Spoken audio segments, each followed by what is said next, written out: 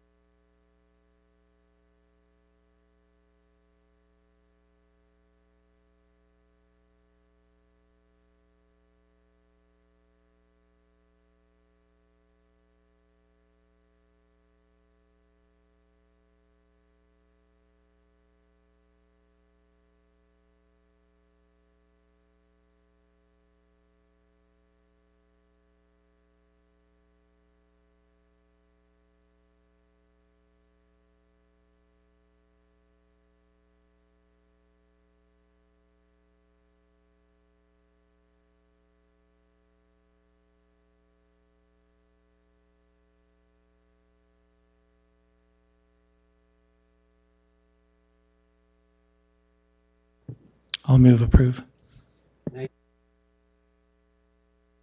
Second.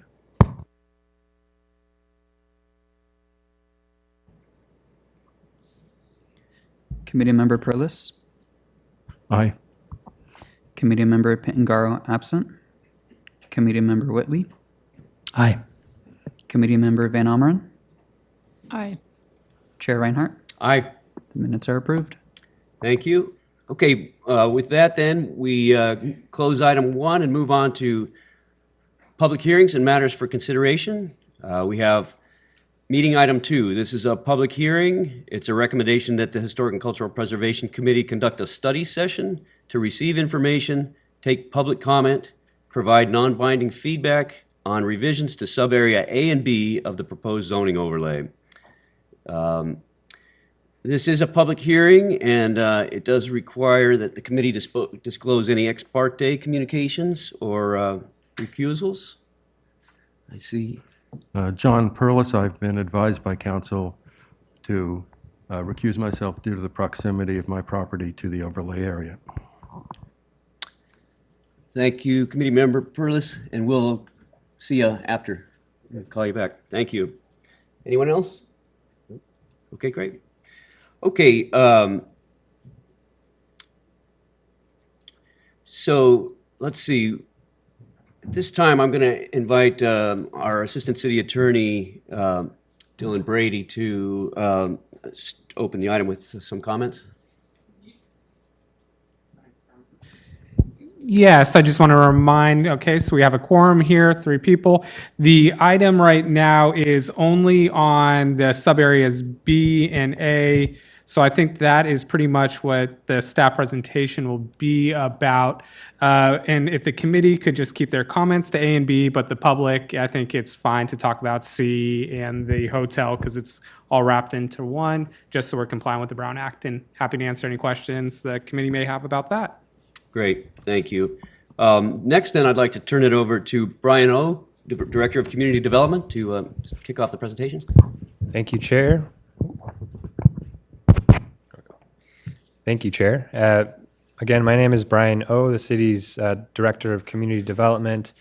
Thank you so much for the opportunity this afternoon to continue studying the overlay associated with the hotel. Part of this today was a result of the lack of quorum at the proposed joint Planning Commission study session last month. And so again, just wanted to, a note of gratitude for the committee's ability to reach quorum and to have a robust discussion this afternoon. And so again, this afternoon, we are here to study the zoning overlay related to the proposed hotel that is currently in process with our planning division. And just to take a step back, and I'm joined here by Isabel Castellano as well as Greg Powell from our planning division, and they'll be handling the bulk of the presentation. But I will just touch on a few points. So Isabel, if you will just go to slide number 1. And so I just wanted to provide a little bit of context. I think big picture, what we're studying here is redevelopment of our downtown with existing historic resources, historic buildings, the historic context. And so that has not been lost, throughout this planning process. And so what we hope to share with you this afternoon is a number of new to the public, new to the committee content for consideration and discussion. And so, again, we'll go through a much more detailed presentation, but just wanted to highlight the 2 or 3 new components. Initially, when we started this discussion, it was related to the downtown sub-area, so a much larger geography and planning area. And through a number of study sessions and discussions within the community, with the community, what we're proposing to study this afternoon is a much more reduced overlay that is responsive to some of the concerns related to historic preservation. And there's also new content related to a historic cultural resource report. And so that was included as part of your staff packet. And there's a number of recommendations within that report.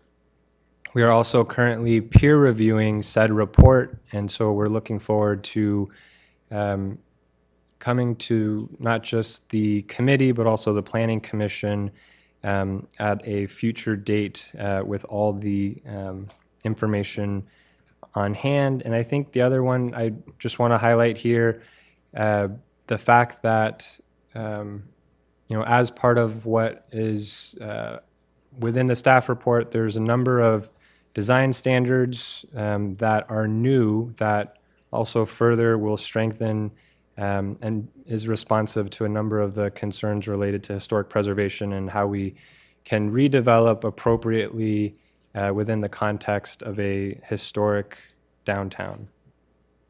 And some of the information that has been retained, we hear a lot of concerns related to parking. And so I just wanted to highlight, again, we'll go into a little bit more detail, that any of the parking requirements that are being proposed do not deviate from any of the existing conditions, the existing policies that the city has for the sub areas that we're studying, as well as height. So I think height also is a key concern that has been identified by the community. It's something that we have studied in depth. And as part of this proposal, again, the height that is allowable by right in these sub areas remains consistent with what we have on the books within our existing plans and policies. And so with that, I will turn this over to Isabel to do a little bit more of a deep dive, but appreciate your time. Thank you, Brian, for the introduction, and welcome to the HCPC and the joining public audience. I'd also like to mention that Diana Painter will be a part of this meeting, and she is available through Zoom. I'll provide her the opportunity to speak after the presentations, and the questions can be directed from the HCPC members to Diana as a resource for the conversation. But I would like to provide an overview first of our staff report and the supporting materials that we have so far. As Brian had mentioned, this is part of a study session for the overlay, a continued conversation for what are the opportunities downtown. So the purpose for today's study session is to consider and review the additions and from the sub areas of the overlay. So in conversation for today, it's regarding sub area A and B. And the HCPC members could share any points or discussion questions to city staff and to Diana that's available. As a brief overview, we did present this project early on from... Yes, thank you for your patience. If there's any opportunities, I will speak louder to the mic as well. Briefly to summarize from the study area being early presented on in June, it did encompass the original study area with the overlay encompassing a larger span of downtown. Through the study sessions and the modifications with the overlay project, it has been reduced from the summer. So the second study session presented to Planning Commission in August 8th was a reduction and a general over-reduction of the overlay being proposed to 3 different sub-areas. We have sub-area A closest to the downtown, sub-area B in the central, and sub-area C. For the purposes of today's discussion, sub-area A and B do include parcels within the historic district and is in conversation for today. So again, with this study session, it is a continuance to our planning review, having this presented to the public and receive feedback. So this is not a final project. This is not an action item. This is to collect as much feedback that would be helpful for planning staff to thoroughly review an entitlement and project before us.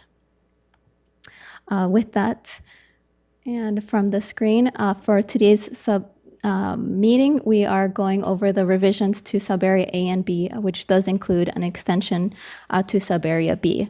Within subarea B, as known and will be further discussing, includes 2 bank properties. And having some reference images from early considerations from the August 8th meeting with planning commissions, we did present the downtown context in terms of what appropriate locations, what are opportunities, what are lots that are related to vacant lots, to structures that are underutilized, or just the opportunities of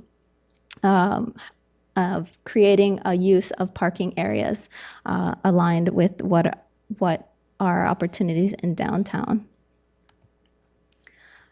Also understanding there is a large influence with our historic resources, understanding what is the existing fabric, what are the buildings that we have that we are to maintain, what are the existing heights. This is all the information that we continue to collect and continue to reflect on in terms of what we have, what we will preserve, and what we can enhance with additional development. So here are a couple images in terms of what are contributing buildings in the historic commercial district, emphasizing its architectural elements that we have and really wanting to preserve. As part of any historic review and new construction, it's really to enhance what we have, not impact the structures that are in downtown, but to complement and to extrapolate information and details that are well preserved in our cities. As part of the overlay development and the research, working with consultants page that have provided various illustrations and understandings with analysis of what our downtown currently has. So within this image and within the attachments of today's study sessions, it included analysis of what historic buildings, what building heights we have, and understanding the fabric of continuing that fabric of heights, limited to no setbacks on what we'd like to continue and support. Within our package materials, there are a variety of frequently asked questions that we have shared to continue the conversation. So these frequently asked questions are provided as an attachment, and they're also available on the project website. And we can continue to discuss if there's any in particular, but I did want to share with the audience today and with HCPC the thorough understanding and investigations for how an overlay is applied, why other methods were not taken into preliminary considerations, and how this can really affect or impact or what we need to review and understand. So these FA questions are available, and we can continue to review and continue to add. For today's discussion, we have reviewed the overlay proposed and with its modifications from the summer in June. And this table simply divides and provides the changes that are part of the application. So the changes modified between June, presented to Planning Commission to today's study sessions, includes having the public benefit when under review for a building height higher than 75, understanding that the exhibits are available for additional reference, and other limits such as step backs and datum lines, and having that opportunities for a lot coverage to bring appropriate uses to the sub areas. So this table briefly reviews the modifications so far to the overlay, and between Greg and myself, we'll be discussing each level of detail.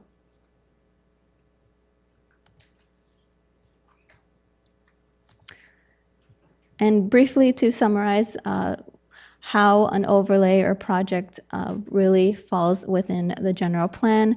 Any project that comes before for planning review or entitlement does get evaluated on how its alignment is with the general plan, how it provides additional city goals or implementations, what type of topics are available for a project in terms of land use. And we, as the city, are aware the general plan update is being in progress. However, this is an entitlement to continue processing.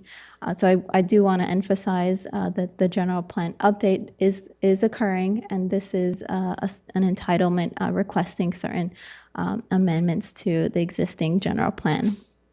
So just to summarize a bit of how an overlay falls under the current general plans, there are some goals that relate to advancing the downtown, focusing on civic and cultural activities, really enhancing the buildings and historic and architectural importance. So the overlay does identify goals that support changes in growth and land use densities and promoting infill development. Briefly summarizing, just knowing what key issues we have for guiding principles.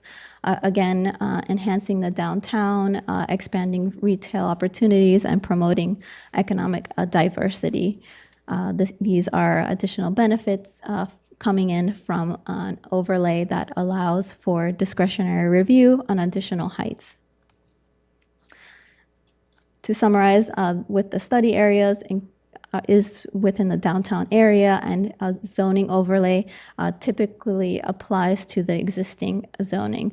So overlays creates an additional regulation for specific areas to address. We do have zoning overlays already within the city, and this is something that could implement what we have. Again, consistency with goals, with infill development. This is just to reiterate how an overlay can be consistent, and that is why we're here today for discussion as a study session and to collect public input. This application did begin as the hotel application to planning, requesting a particular design within a parcel located in the historic commercial district.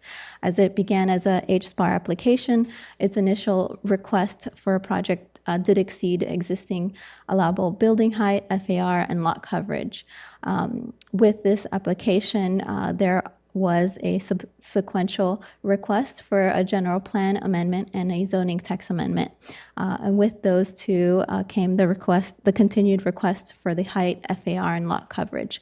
I do see the need to mention to today's group, these are entitlement applications that are presented and applied for, and it is part of the planning review to process them.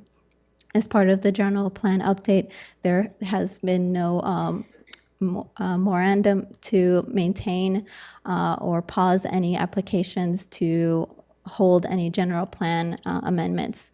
So this is just part of receiving an application, bringing it forward for public input, and seeing the opportunities that are available coming from a entitlement and applicant-driven request. Part of the implementations to an overlay would include and is a part of a study area, amendments, and opportunities coming from establishing an overlay. Within the next couple of slides, I do want to break down the amount of information that we have to share with the committee and with the public audience. I'd like to break it up into sections to offer the committee opportunities to ask staff questions directly. There are approximately 4 sections, and we can continue the conversation in that manner. I'll have the beginning introduction, and I'll also allow my partner, Greg, to speak on a couple of items. And a part of the staff report does mimic the questions presented to planning commissions on August 8th. These 4 questions, we received information and direction from planning commission on August 8th, and we do appreciate any additional input from HCPC as well. The items for discussion on the August 8th meeting related to specific sub-areas, meeting the project intent for the overlay. We requested input about allowable height for 45 feet or 60 feet permitted via height exceptions. The third item was related to stepbacks and horizontal datums. And the fourth, a conversation on opportunities to incentivize new housing. And for today's conversation with HCPC, we'd also like to extend those questions and considerations to the following items. One of the reports presented is a historic cultural resource report by Diana Painter, Painter Preservations, and we'd appreciate feedback from the HCPC regarding the documentation, the recommendations and consideration within these documents, guiding the discretionary HSPAR review process to sub-area A and B, and including the second question of the historic commercial design guidelines, understanding these are subjective guidelines, how this could benefit the overlay and those additional development standards, and how that discretionary HSPAR review process for sub-area A and B. So these are 2 additional questions for today's discussion, directly related to historic resources, how that review can imply and provide additional conversation to the overlay. This also takes into note using guidelines and recommendations to how overlay development standards could be recognized as objective design standards, which is a general conversation, and also having any requests for additional documentations such as historic resources and supporting visuals, view sheds, or studies. So as part of today's discussion, please feel free to elaborate on these items. And I'd like to divide up the conversation on the next couple of items. And in terms of location, defining where the sub-area A and B are within the historic commercial district. This image provides an aerial view of the existing buildings, in particular to sub-area A. We do have the 2 city blocks, and the area highlighted on the northern section is the vacant lot, along with the Rex Ace hardware store. And in sub-area B, to the far left, we have selected here for conversation and studies the 2 bank buildings on the corner of Western Avenue and Liberty Street, and it includes the parking lot to the rear. Within sub-area A, we have 2 images here for your reference in terms of the corner lots. And within this image from Western Avenue of the Wells Fargo Bank and the Chase Bank building in the corner.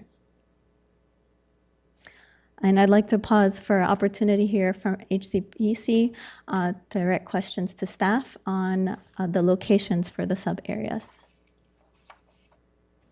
Okay, does anybody have questions for staff regarding the locations of the sub-areas A and B? Okay. I have no questions regarding locations either. Okay, great. Thank you. And the next section we'd like to present in terms of height and ground floor activation presented through the overlay. So at this point, I'd like to share the mic with Greg Powell. Good afternoon. Excuse me. Thank you for putting the slide up. So this slide describes or presents the existing conditions in Petaluma. In the MU2 district, buildings are allowed to be up to 45 feet tall, and depending on whether or not they're in a historic district or not, the review process for a new building would be subject to either SPAR, if not in a historic district, or HSPAR if in a historic district. And we chose this slide and the information contained within to describe sort of the baseline condition, and that is buildings can be by right up to 45 feet. There's a process, either SPAR or HSPAR for new buildings, and any new construction is subject to CEQA. Adding to that is if a building's in the historic district, the HSPAR process includes special design guidelines that aren't applicable outside of the historic district, and that's the commercial district guidelines. New construction is also subject to the Secretary of Interior standards. And, excuse me, let's move on to the next slide. This is a graphic representation of the by right building envelope in downtown, and that is a 45-foot tall building is allowed. And then if you can see on the top of the image, it shows mechanical equipment in gray. There's an exception process in the city today to allow buildings to have mechanical equipment with limitations exceed the height limit. Move on to the next slide. This is where we get into what the overlay is proposed as of now. And the first increase over the 45-foot height limit is up to 60 feet. And in June, the HCPC was presented with a proposal that this would be a by right height increase. And today, and also with the Planning Commission in August, the height increase up to 60 feet was proposed to be a conditional use permit process. And there's specific criteria that's in the exhibits that describes what is under consideration now to allow a building to go up to 60 feet tall. An important consideration for the 60-foot tall buildings is there's no exception process contemplated as of now to allow mechanical equipment. So that's a distinction from the existing conditions where a 45-foot tall building could have additional building mass above the 40-foot height limit. For a 60-foot building, that's not in the proposal as of now. Moving on. The next slide depicts a 75-foot tall building. And for a building to be 75 feet tall, the first step would be a conditional use permit would need to be applied for. Criteria, which is in the exhibits, would need to be met by the Planning Commission, and then additional criteria would apply to allow a building to go from 60 to 75 feet tall. And again, like this 60-foot tall building, there's no exception in the presentation today to allow mechanical equipment and whatnot to exceed the height limit. Important thing to say about any building is if it's a 45-foot tall building, a 60-foot building, or a 75-foot building, if it's in a historic district, HSPAR would apply. CEQA would apply. Consistency with the Secretary of Interior standards would be a consideration, as would the commercial district guidelines. Same would apply for outside of a historic district. HSPAR would not be the process. It would be SPAR, subject to Planning Commission, still subject to CEQA. So the overlay takes the existing conditions and the existing rules and regulations and adds to it a conditional use permit to go to 60 feet, a conditional use permit plus additional findings to go to 75.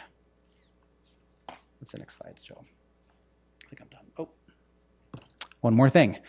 This is something that was released last week. It's new.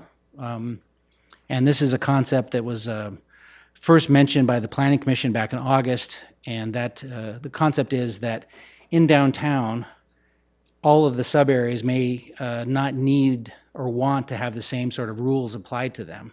And that is focusing on certain locations could have pedestrian-oriented or retail-oriented uses and design, and other uses would have more, other locations within the sub-areas could have a wider range of uses. And so this image that's up on the screen today depicts what we'll call the pedestrian and facade activation zones. That's shown in red. And the idea there is to have retail and the design of that part of the overlay sort of reflect and mirror what's present across the street. And it's present along Petaluma Boulevard now, south and north today, and that's small storefronts, lots of glass,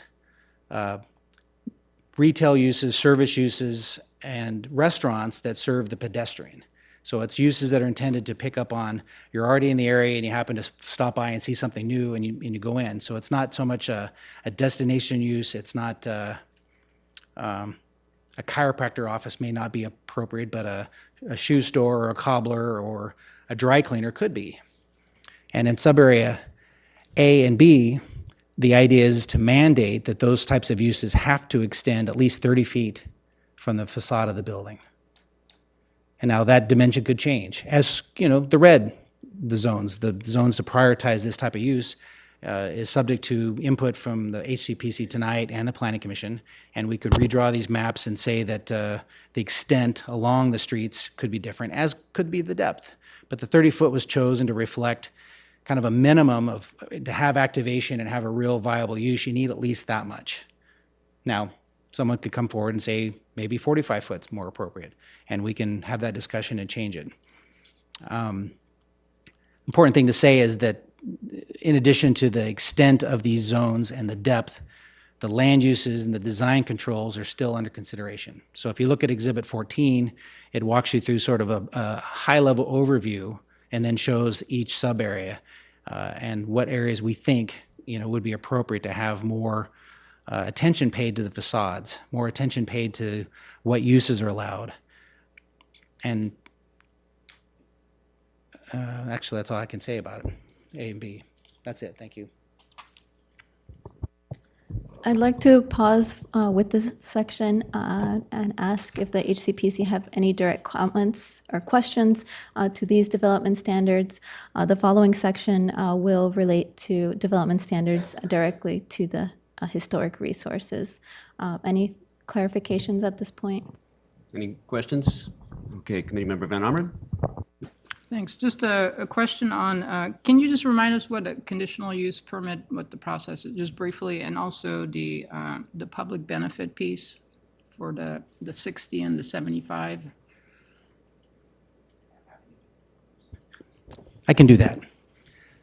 A conditional use permit, as the overlay is presented now, would require review and approval by the Planning Commission. So there'd be a public hearing. Public notice would go out to everyone within a certain distance of the site to say, someone has asked for a building to be above 45 feet tall, maybe it's 60 feet. And then an exhibit, excuse me, let me actually see if we can pull it up so we can have it on the screen.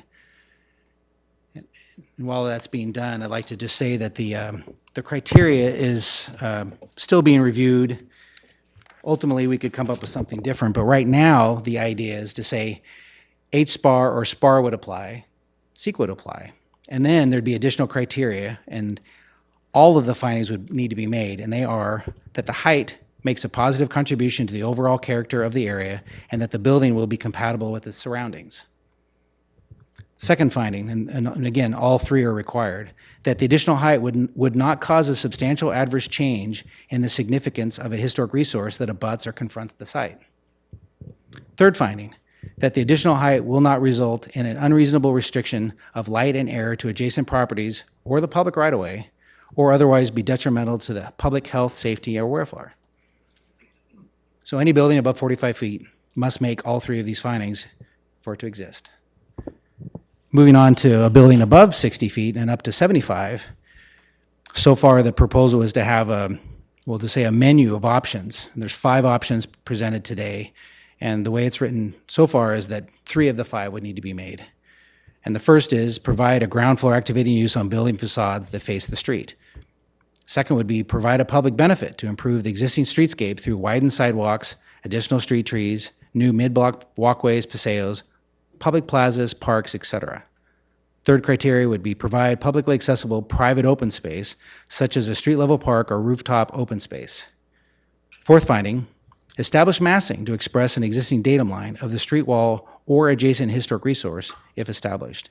And then the fifth would be provide a minimum ground floor height of at least 14 feet.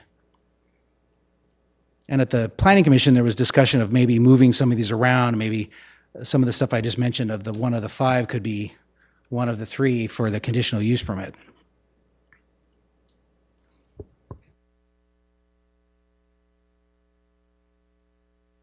And then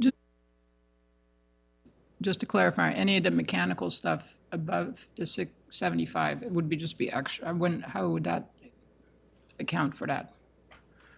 As the overlay is presented today, no building above 45 feet would be allowed to have mechanical equipment above either the 60 or the 75. Okay. And the idea is to provide sort of certainty to the public. It's like, oh, well, we've allowed them to be taller, and you're not going to have this thing where because of either programming in the building or space needs, they ask for additional material to be put on the roof. And one thing about the existing process is that there's rules on sort of the horizontal extent on the roof, setback from the property line, overall massing, but there isn't a limit on how much can go above the 45. So the reason to pull that out for the 60 and 75 is to provide more certainty of it is only 60 feet, it is only 75, and that there's not going to then be more things to sort of pop up above that.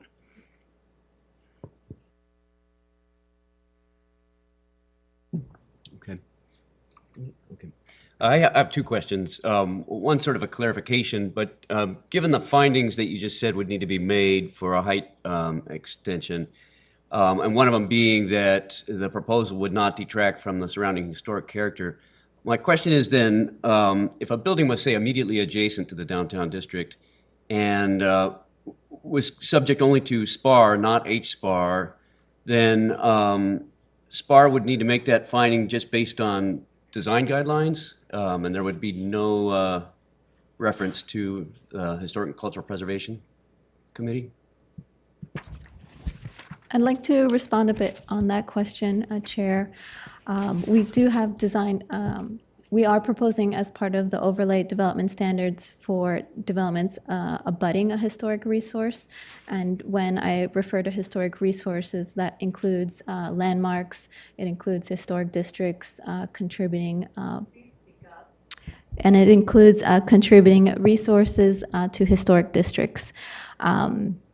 In terms of abutting a historic district, that really relates to Subarea C, which we're not discussing today. When there are eligible historic resources to further investigate, that is something that would be part of the review to first determine the eligibility of a historic resource, to make that finding, and then it would be abutting a historic resource, and that development standard would be in place for that project. So there is opportunities to understand where are the historic resources around it, to address its design implementations, if it's abutting or across the street. But I'd like to provide that discussion in the next section as well. Thank you. Okay. One other question regarding the pedestrian activated zones map. Just wondering, is that intended to be prescriptive? You know, like, okay, they have to be commercial uses on the corner, but the mid-block can be anything, or is that a guideline? What's the intent? The idea for, and I'll use, could you pull up that map again? Area A, just for example. The idea is today there's permitted uses in the MU2 district, and then with the overlay, the range of permitted uses in the red zones would be less. There'd be 5 or 6 uses, and I think Exhibit 14 lists out potential or proposed uses. If you're not in the red zone, you would revert back to what's the MU2 land use range today. So there'd be no change, in other words. Thank you. Okay. So back to you, Isabel. Thank you.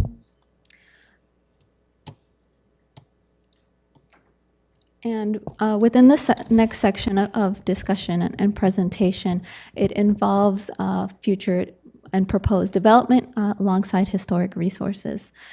As mentioned earlier, when I refer to historic resources, that includes landmarks, historic districts, contributing structures within a historic district, and it includes eligible historic resources for that evaluation. And in terms of the sub-areas A and B that we have for discussion today, there is this reference that I'd like to share with you today in terms of the development and evolution already occurring through the city blocks.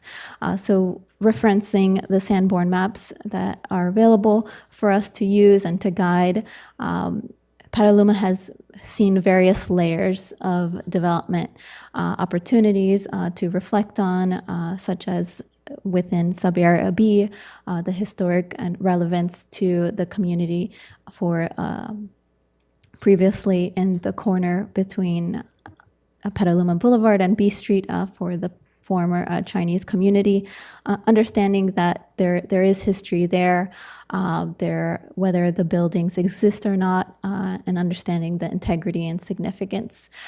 So these images here are to really reflect on how the city has evolved, how we continue to support the history, the fabric, the existing buildings that we have, and having that opportunity to see where future development could enhance and support without providing implications or any impacts to the historic resources. So right here within Subarea A, I'm noting at the bottom within Subarea A, 2 blocks in reference, and within Subarea B, 2 parcels within just 1 block. As part of the overlay, we do have development standards that address adjacency to a historic resource. Within the additional development standards that Greg discussed on, these standards includes a step back. So if there's a new development next to a historic resource, the overlay would be applying a minimum of a 10-foot side setback and an 8-foot minimum step back at 45 in height. There are also design strategies to reflect the facades that are integrated to new development. And that's the design strategy of taking existing datum lines across through new development. So here within this diagram and also displayed within our exhibits, referencing what the proposed overlay would apply to development standards for stepbacks and datums, in particular to new development within historic resources. If we also refer back to the historic commercial design guidelines, it does promote infill development. So within the existing HSPAR and discretionary review process, there is an understanding to support infill development, to make sure that it is compliant and consistent with the Secretary of Interior standards and any historic district guidelines. So this is in addition to what we already have as a discretionary review process. Other items to consider when reviewing a new development is having additional visuals for interpretation, for review of a design. Within the package and the attachments, there was a variety of sections to show any visual development. And these images are to reflect and provide some opportunities for discussion on what is actually in your direct line of sight. How are these new developments assisting or reducing visual impact with these design strategies? So that as part of the development of the overlay and requirements, having those visuals for that discretionary review process is a part for review in planning and in the application. So this image provides an example of a direct line of sight, what a pedestrian would see from across the street in an existing condition, and how those step backs help for new developments in the reduction of visuals. In terms of view sheds, I'll be discussing that in the next couple of slides and provide additional information for these types of studies. As part of today's discussion and assisting documentation, there was a historic cultural resource report provided by Diana Painter, Painter Preservation for supporting materials on understanding and evaluating the overlay to an existing condition. Within her report, it includes an introduction, an overview within policies and regulations, an in-depth review of the plans and the studies within the districts, an overview of the historic commercial districts, and an evaluation of the historic context and the overlay within the sub-areas A, B, and C. For today's discussion, again, emphasizing sub-area A and B, knowing that there are parts of the overlay and the report and for review on the historic resources. As part of the report, it does include recommendations and considerations for the committee and public considerations. And as part of that primary recommendation, understanding and applying overlays would continue to evaluate existing structures. Knowing what types of structures we have in the overlay would benefit from a type of level survey, a reconnaissance level survey. Moving forward on having that understanding of what existing conditions are will further support findings and considerations when applying development standards. So part of the Historic Cultural Resource Report, the main and primary recommendations is to support a reconnaissance level surveys to understand what we have, what we'd like to continue to preserve, and what are historic resources. And that could also be developed through independent historic resource evaluations on a case-by-case basis. When applications or projects come in, historic resource evaluations could be requested per that project. And those are, as you're very familiar with, documentations that provide a historic context. It provides a review on the structure's historic resource eligibility, significance and integrity, and conclusions for findings and recommendations. In addition to the primary recommendations, there are additional considerations that presented as part of the report, and I'd like to briefly run through the considerations. And again, this is for discussion. There has been understanding of how the overlay was applied, how the overlay can continue to develop. So these are, again, presented as considerations. One of the considerations is really focusing on the central Petaluma specific plan, on how those existing development standards could be applied to sub-area A. Understanding those are presented already and is an overlay within the city, and there may be advantages from this type of overlay in terms of the SMART code and certificates of appropriateness. And I'd like to further continue the conversation on what these considerations are being proposed. The second consideration is in regards to recognizing the design guidelines that we already have in place and the reference and use of the Secretary of Interior standards. And because this overlay and development standards applies to the existing, we continue to have that discretionary review and reflection and use of the design guidelines. The third consideration is requiring a viewshed analysis as part of the application for new development within projects in the overlay. This is a key document and resource as part of an analysis that helps define where these higher structures would be placed. So these use additional methods of visuals to understand what can be seen, what can't be seen within a certain amount of distance, and it is a proper strategy for collecting data that's helpful when determining development near historic resources. The fourth consideration is knowing that our demolition ordinance could be amended to really review and reflect on properties that are 45 years or older. This would be in line with the CEQA general standards, reviewing any properties that are 45 years or older. And the last consideration is any additional historic resources and surveys could continue to be completed and adapted as part of the specific sites and to ensure appropriate increased densities and applying these policy decisions.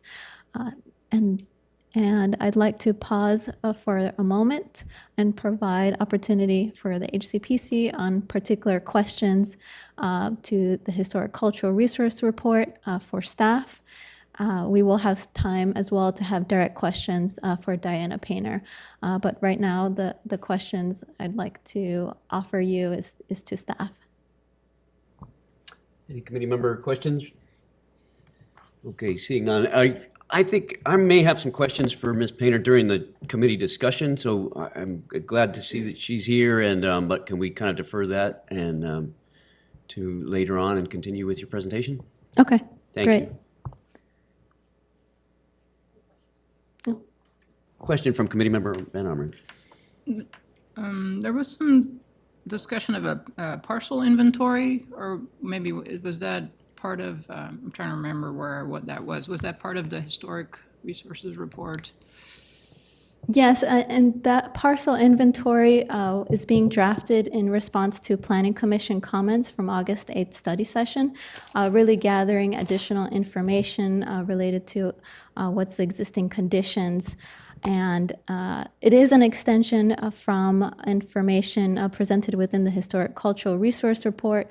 It is analysis driven to what is allowable on current zoning standards. So it's not directly to historic resources, but it's a parcel inventory on potential development and use of existing parcels.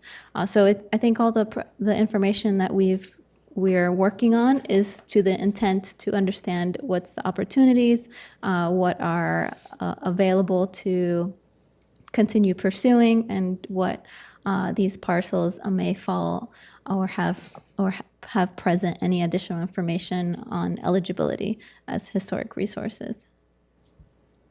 So is this a recommended that we complete the survey, or is it actually underway?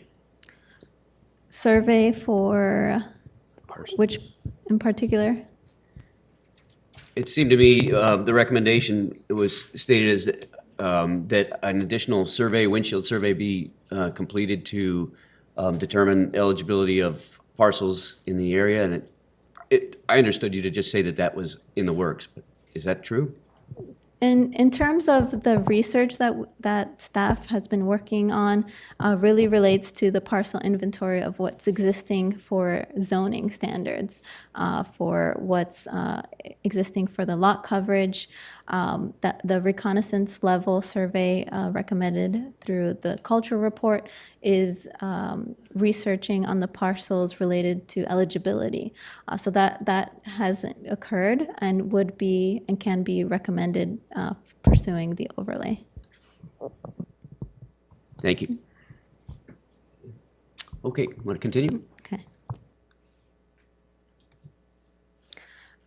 Within this next section, I'd like to also speak on the topic for downtown housing opportunities and extend the conversation back to Brian.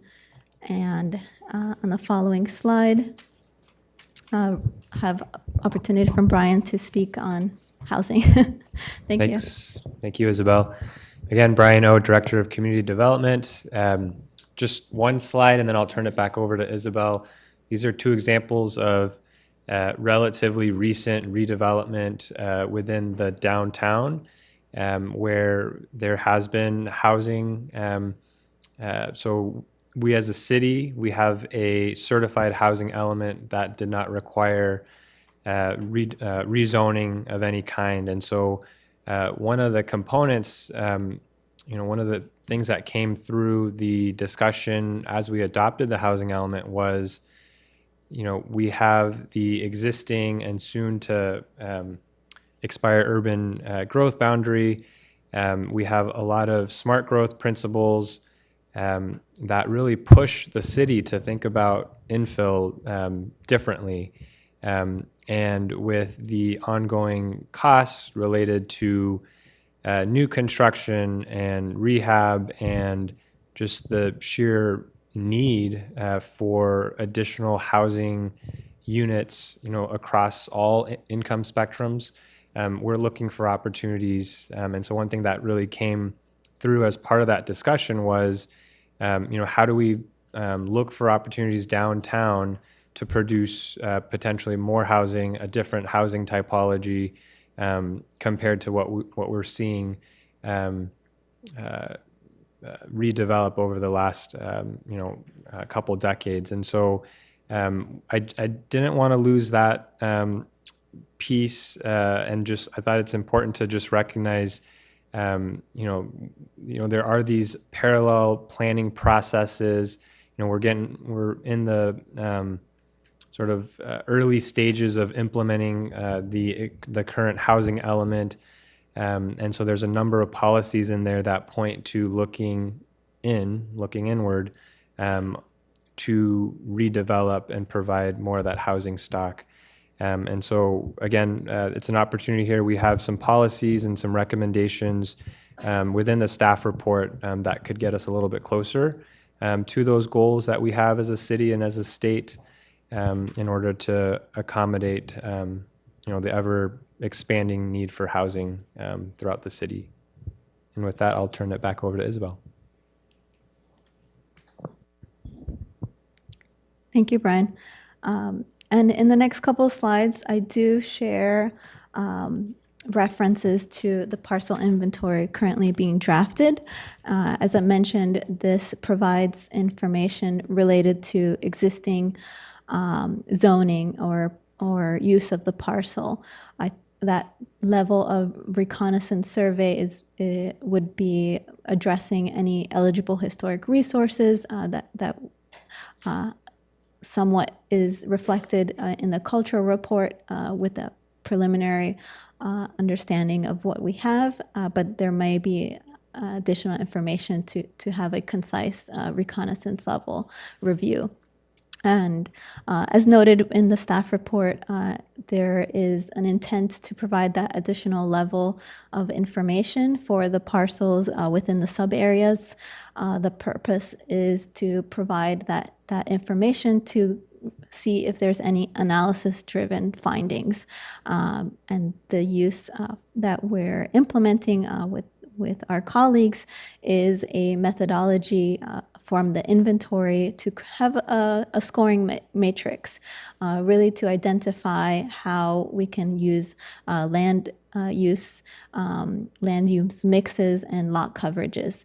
That's really quantifying and understanding what are the opportunities and how does that reflect visually or applied per parcel.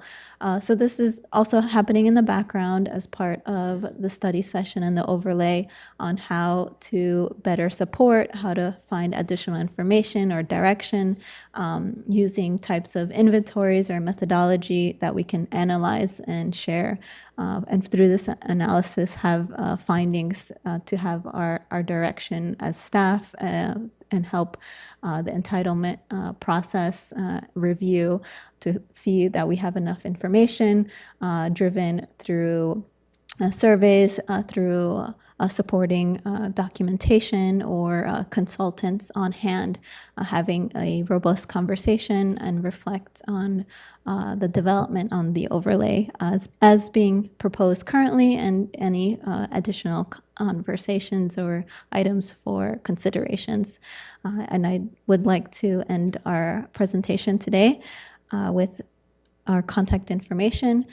Because of the study session, feel free to reach out to us on any direct questions, and we're happy here to provide additional support. Thank you.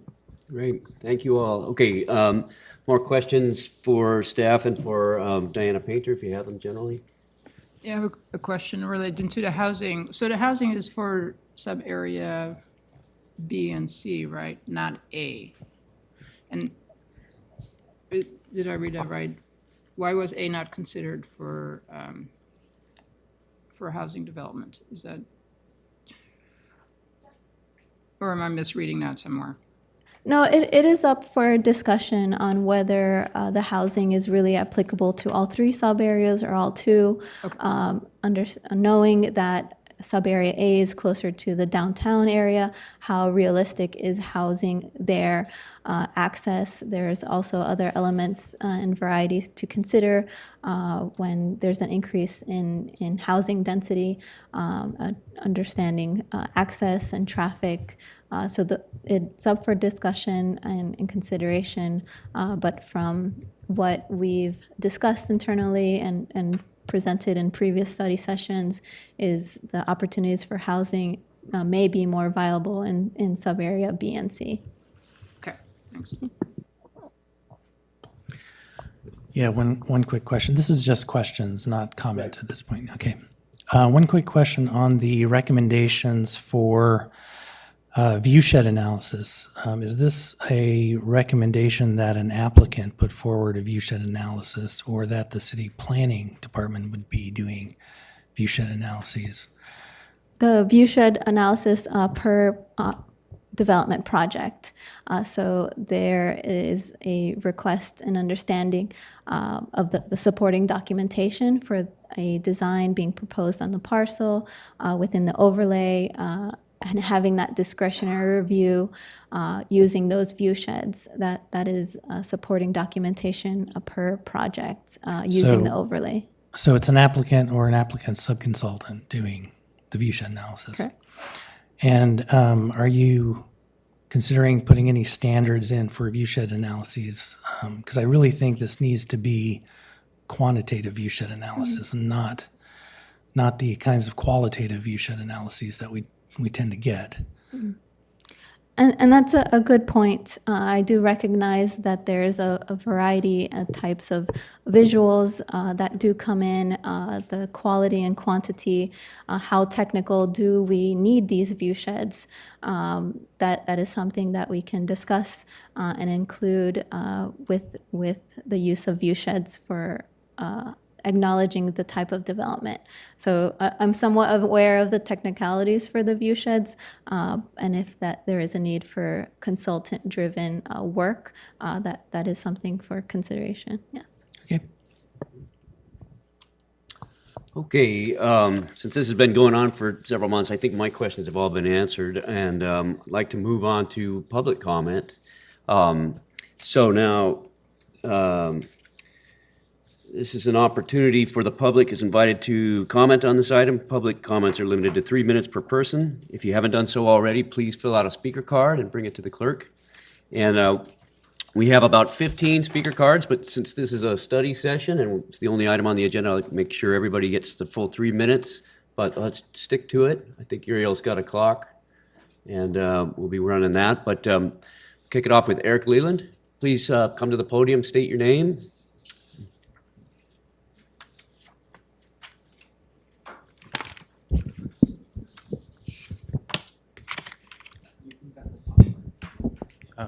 Excellent. Thank you. My name is Eric Leland. I'm exploring the merits and drawbacks of increasing minimum height downtown. I haven't made a decision, but it's been fun to explore. It's a learning experience for me, so I just appreciate all the information and the work. I want to live in an inclusive community that grows sustainably. Sustainable growth, for me, should focus on the environment, equity, and our economy. I will note that someone from Petaluma was recently belittled online as, quote, living in the countryside, end quote, and was chided to, quote, come in from the countryside and take a look around, end quote. What was their sin? Their sin was to argue in favor of increased housing density in order to support lower income minority residents and sustainable growth. I would like Petalumans, myself included, to be able to explore constructively the merits and drawbacks of the zoning overlay, whether they live downtown or not. This belittled Petaluman made a good point. We have some amazing history to preserve and also some brutal history to address. Historical and cultural legacy should consider all of the Petaluma experience, focusing on uplifting populations harmed by segregation. By choosing what history to preserve, we are also choosing what history not to preserve. Historically, we have created policies to keep non-white people segregated. This includes prohibitions on multifamily dwellings, enforced minimum lot sizes, and minimum building heights, keeping property expensive and prohibitively high for less privileged non-white populations. Exclusionary zoning is a historical legacy that plays a role in perpetuating ongoing discrimination today. Petaluma, we have amazing architecture. We also have a rich agricultural tradition enjoyed by our downtown and countryside neighbors, east side and west side neighbors too. We have a vibrant community. It's quite special to be a part of. I would just like us not to forget that there's people here before our arrival, everyone in this room, and there will be people after us, after every one of us in this room. Zoning that raises the height minimum downtown does not itself throw our amazing history under the bus, and it can offer progress towards addressing historical negative impacts on our environment, economic and ongoing structural inequities. Zoning focused on infill, specifically written to prioritize equity in the environment, should be our goal, and a zoning overlay to allow increased density in our downtown done right could help accomplish this. So I would just like to study this opportunity and do this constructively with my friends and neighbors here in Petaluma. So I appreciate the time. Thank you. Thank you. Okay, next we have James Vogel. Please come to the mic, and you have your 3 minutes. State your name. Next will be Eric Scherer, will be after Mr. Vogel.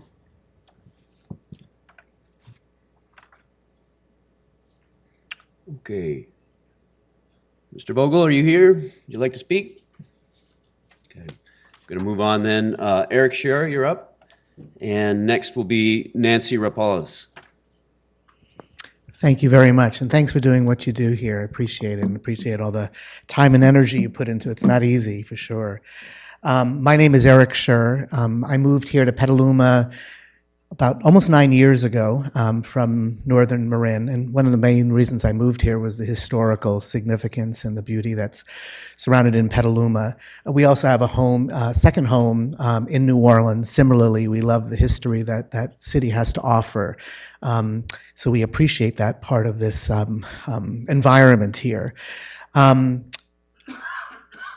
was nice to hear that the hotel project that we're talking about really provoked this overlay conversation, because I wasn't sure where this all stemmed from.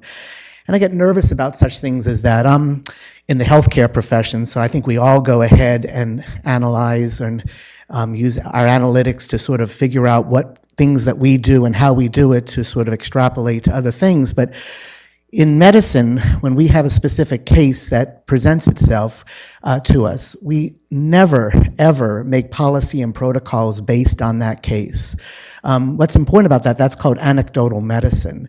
And similarly, I think that's what we're doing here, I believe, is that we're using a hotel project to go ahead and start talking initially about a general plan, or now what I'm just learning about an overlay, to make decisions based on this project. And it even became more evident to me as I'm sitting here when I started hearing about A, B, and C, and where the housing components were. And one part was left out of the housing component, or the need for housing was left out, and that's the part where the hotel is. Because the hotel, if we take a look at what components are important to our community and what's important in the general plan, or I'm not sure how to describe the nomenclature that we're looking at, but housing impact was a big part of the making decisions on making changes like this. And a hotel does not at all influence positively housing impact. So we can't just sort of anecdotally leave out this zone for housing because a hotel is going to be built over here. Similarly, we look at economic impact and we say, okay, great, a hotel is going to bring economic impact, or positive economic impact. I'm a little concerned that that's not the case. We love some of the hotels we have here. We have the Hotel Petaluma, we have the Metro Hotel, we have the Hampton Inn, which did a beautiful job, by the way. If anyone hasn't walked through there, you probably were involved in the development of that. It's absolutely stunning how development can be done in a historic building and make it still look that way. I went to those 3 hotels and asked specifically what's their vacancy rate, and it's over 30% almost all the time. Economic impact to our brothers and sisters, our community members at these hotels. We're not just talking about generating jobs. Sorry, thank you for your comment. 3 minutes are up. So Nancy Rapalus, followed by Colleen Mahoney. Hello, I'm Nancy Rapalus. I live on D Street in the historic district. When I moved here 12 years ago, I knew the house was in a historic district, and it's also on a very busy street. I knew those things. I bought the house, and I am living with the fact that it's in a historic district when I make changes to it, and I'm happy to do it. I think that whoever bought this property and wants to build a hotel on it, and this is related to the historic thing, now they come in and they want to change things. And I think when they bought it, if you're going to buy a place to put a hotel, make sure that you can do what you want to do before you buy the property. Okay, my general things. I don't understand why we're doing this before the general plan. It's coming up soon. This should be part of the general plan. It's not needed to do. We're forcing a change before. The overlay changes the historic district. It doesn't keep the rules the same for everybody. The heights of the historic buildings would be swallowed by larger buildings. Even if you do a point of view with a setback, you're looking at it from one point of view. Standing across and looking at it, you're not looking at it from the whole town. There's many places where I look down at the historic district, I see the mill, I see the buildings, I see the church. Big buildings are going to change that there. There's plenty of empty space to put a hotel or other things, like they're doing near the turning basin. Setbacks are important for traffic and safety. 100% lot coverage. How do they unload trash, bring things? There's going to be and then you're saying housing would be a problem with traffic, but that's not going to cause a traffic problem? That makes no sense to me. And as for housing, I believe we should do more housing, but we should do housing that either people can buy and not be a slave to corporate rentals, or that the people who live in tents can live in. We're building a lot of big fancy apartments, which is fine, but I think we ought to stress a little more on more affordable, integrated housing with these things. Okay, and why, I'm curious why it's a good idea to put a huge basement so close to the river when we're worried about the environment and water levels coming up. It just seems kind of insane to put I don't know how many level parking space down there. I agree with him about the unused hotel rooms. We should support the businesses we have here now and not keep bringing in things that are going to drive their business down. And why did we save our historical district so someone else could come in and change it? It should be for us, okay? And we need to have us as all of us and whoever comes here later, not a developer. Thank you. I'm sorry, your time's up, but thank you for your comments. Okay, we have Colleen Mahoney, and you have 6 minutes. Shakti Kennedy has ceded her 3 minutes to you. Thank you. Good afternoon. I'm a local architect by profession. I've worked in this community for about 40 years, and I would like to ask, what is it about our downtown that we cherish? Is it the goods and services that are provided? Is it the vibe of the businesses? Is it the pedestrian scale? Is it the character of the architecture? I would argue that it is all of the above. What did downtown Petaluma look like 25 years ago? And how does it resonate with the feeling and look now? And how is this housing and economic opportunity overlay going to impact our downtown? And what economic studies have been made? What consideration has been given to business and to property owners? I would argue, none. What communication has there been other than this study session or these study sessions? It is up to you for us to discuss changes to our Central Specific Plan. But that was done 20 years ago and involved impressive community impact. And yet now we have a developer suggesting we change our central specific plan. I'd argue we have carts and horses here out of alignment. And isn't it right for the HCPC to recommend a much higher level of scrutiny for so many impactful changes? Do upper level setbacks really work? I don't think anything has been demonstrated to show us that. Do they truly reduce the sense of scale and mass and impact on the pedestrian experience? I would argue no. A 3-story building feels like what you experience at Theater Square.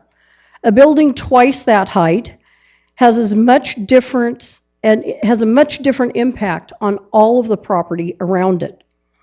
This is one reason that story polls are super important when considering the impact to changing our overall central specific plan, general plan, zoning guidelines. So how does this overlay impact our historic designation? I understand that's finally now, slowly being understood. We don't even know. The history of our town and its architecture is what defines it as a special place. New buildings will impact the pedestrian experience and sense of architecture of place. They will impact shadows and access to daylight that is proven to be very important in public spaces as well as views. I'm reset. Our town is too important to rush through drastic changes. Let's please be inclusive, thorough, and respectful. A guide for the direction of architecture needs to reflect our time, but it also can be compatible with our very deep sense of place. If we're going to add density to our city, let's talk about it.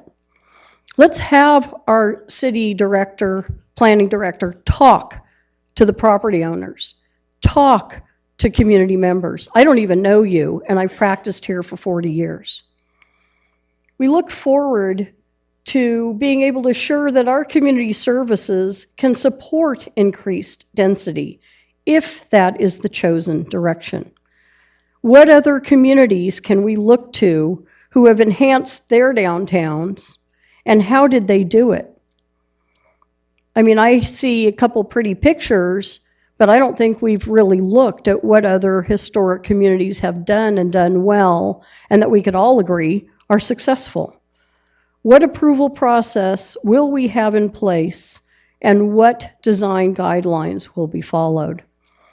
And I would certainly argue that your committee needs to be involved whenever a building is near or around any historic resources.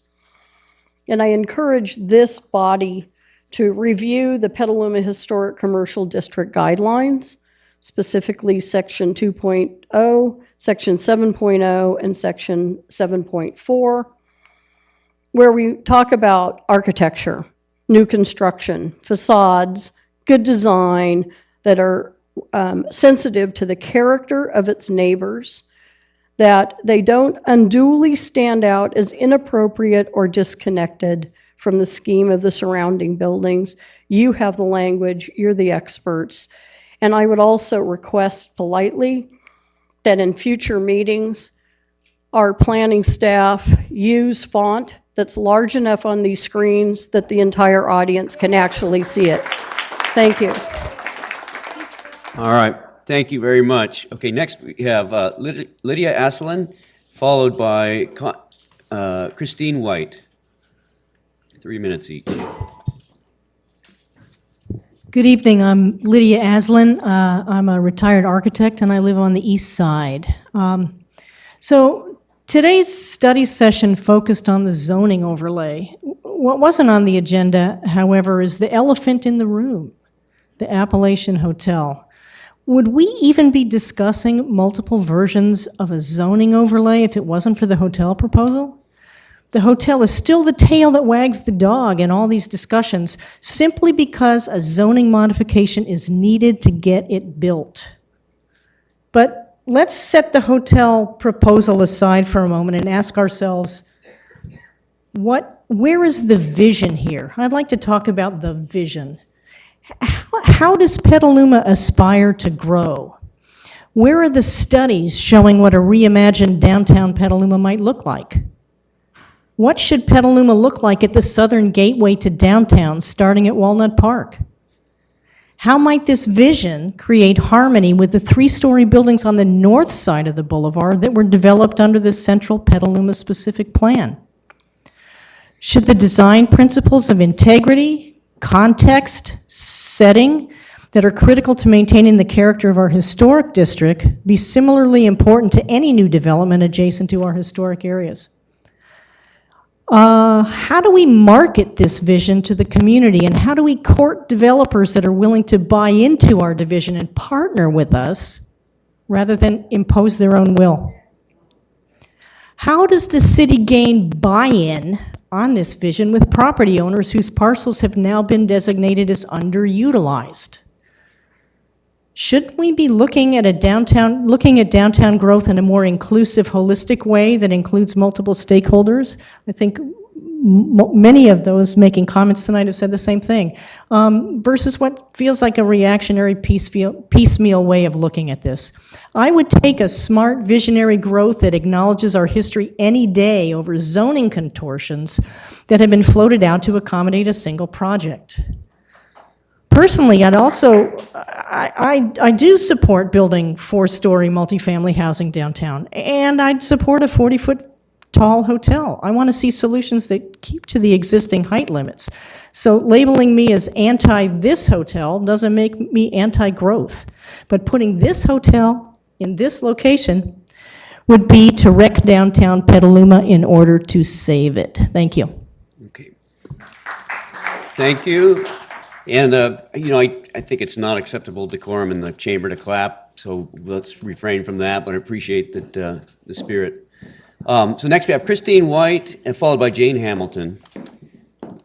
I wish I had the background that you women had, so I'm just a citizen here of over 30 years for Petaluma. Thank you for coming. But I'm concerned because I come to this meeting thinking we're talking about a hotel, and what I hear is that there's this extending overlay that is beyond the hotel. And how is it that I'm a citizen? Oh, sorry. Can you hear me now? Okay, good.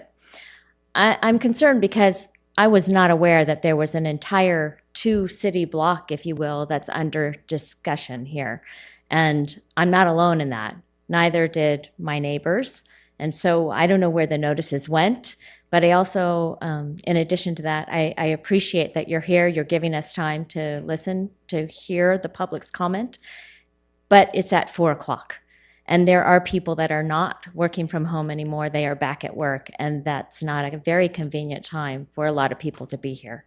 So just maybe as you do Zoom, but could keep that into consideration. So that's one concern, is how do we not know? And the other is, we have a historic downtown. It's rare.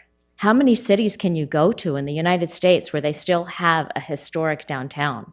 They've been replaced. They don't exist like ours today. I had friends here, I recently retired, from all over the Bay Area, from Folsom, from East Bay, all over, and they were not aware of the charm of this city, and they all want to come back to spend more time here. They don't have this where they live. So can we maintain that? And I agree, I'm not opposed to changes for Petaluma, but keep our historic Petaluma historic. We don't need a 5, 6, 7-story hotel downtown. If we need housing, let's make it work within our city and within the guidelines that we have.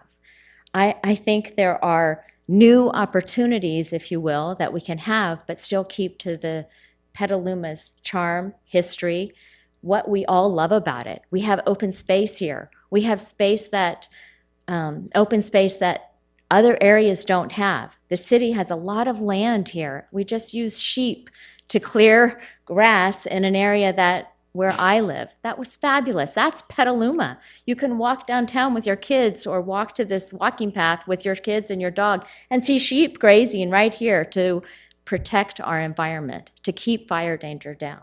Can we please stick to what Petaluma is known for. And also, when you're talking about all this, where is our infrastructure to support it? Because right now, I can tell you, if you try to drive downtown, to take Washington, to get to the boulevard, you're going to want to go on the freeway because it's gridlocked.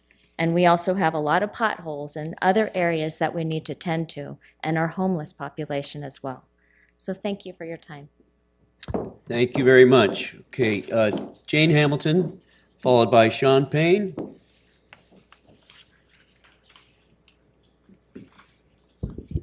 Hey, I'm a former Petaluma council member, and I was on the council when we established the Petaluma on the National Register of Historic Places. And I feel very proud and protective of that. I was also the co-chair of the Central Petaluma Specific Plan Committee. That was a long time ago.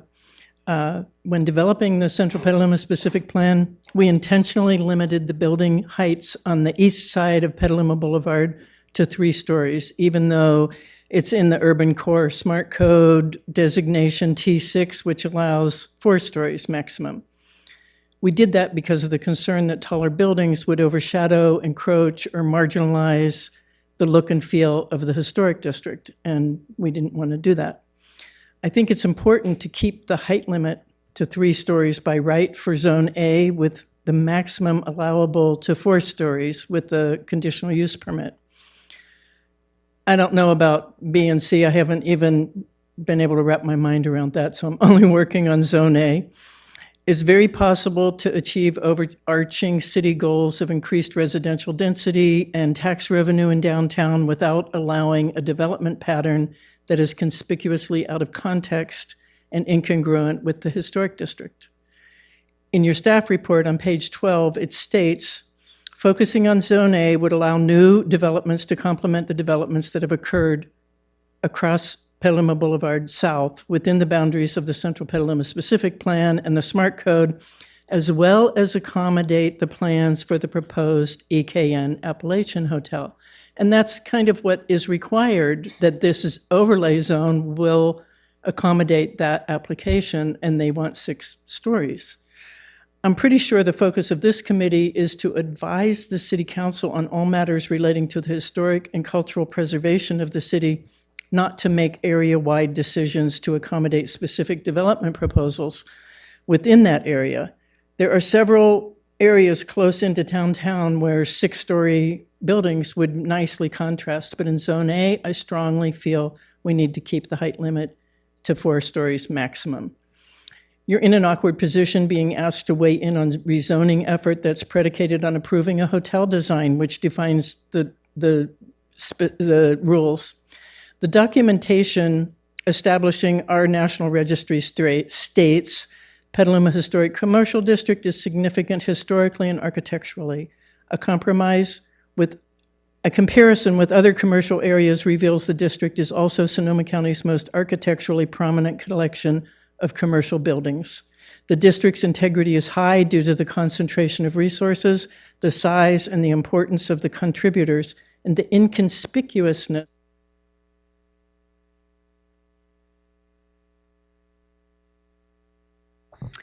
Thank you very much. Okay, Sean Payne, followed by Callum Weeks.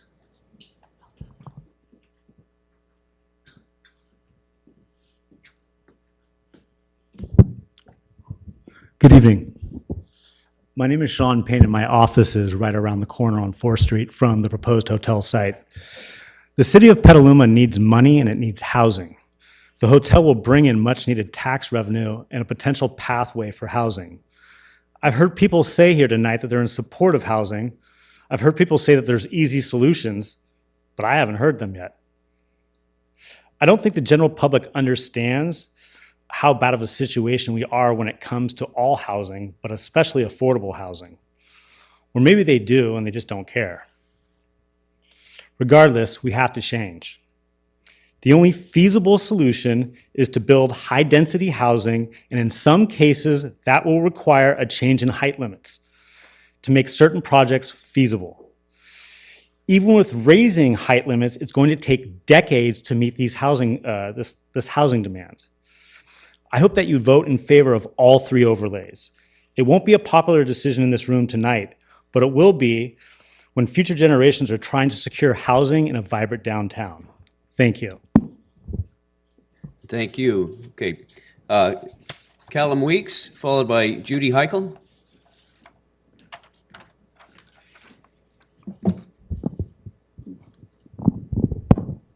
Okay, I just need a taller podium. Good evening, Chair Reinhardt, Commissioners, and staff. My name is Callum Weeks, and I am the Policy Director for Generation Housing. We advocate for more and more affordable and more diverse housing. Thank you so much for being here. Thanks to staff and for everyone who's been working on this. I know it's a lot of work, and I really appreciate all the effort that you guys are putting in. I'm going to cut to the chase, actually cut a lot of my remarks, because the first gentleman and last gentleman kind of hit it out of the park. But I do want to touch on one thing, and that's the Downtown Housing and Economic Opportunity Overlay really presents an opportunity for the city to gain tangible financial benefits that can be channeled directly into priority projects. Incremental revenues generated within the overlay area can be systematically allocated towards services and improvements that enjoy widespread support and meet critical needs. And for example, the city could stipulate that from the additional property sales, TOT tax revenues, et cetera, generated by the 3 housing and economic opportunity districts, allocations could be apportioned to, say, historic improvements, which there isn't a lot of funding for that right now. I know there's been disinvestment in it. So this new, fresh source of revenue could be directed towards that, could be directed towards more housing, which is obviously ideally what we would like. But the point is, solutions abound, and there are major benefits that come from moving forward with these overlays. Something has to change, because doing the same thing over and over again is the definition of insanity. And so it's time we move forward, and we move forward in a robust and bold manner and really create a vision that will set the stage for success and a more sustainable path forward going into the future. So with that, thank you very much for your time and service. Thank you. Okay, next we'll hear from Judy Heichel, and then I believe it's Sonia Kershaw? Apologize. All right. Okay, we meet again here. Thank you so much. I appreciate the opportunity. First, I'd like to say I have a retired, 2 lawyers in our family, one a judge and one still actively working. They travel to London to experience the historical district. They stay in some place called the Regency Club. They pay huge amounts of money. They want to come back to Petaluma. My brother Don came to see me recently, hadn't been here. He loves Petaluma. When he heard what was being proposed, well, he got me up on my hind legs to come and speak, because the money to be made, as we know from the movies already, the money to be made in Petaluma from keeping that illusion. Think my home in the historic district.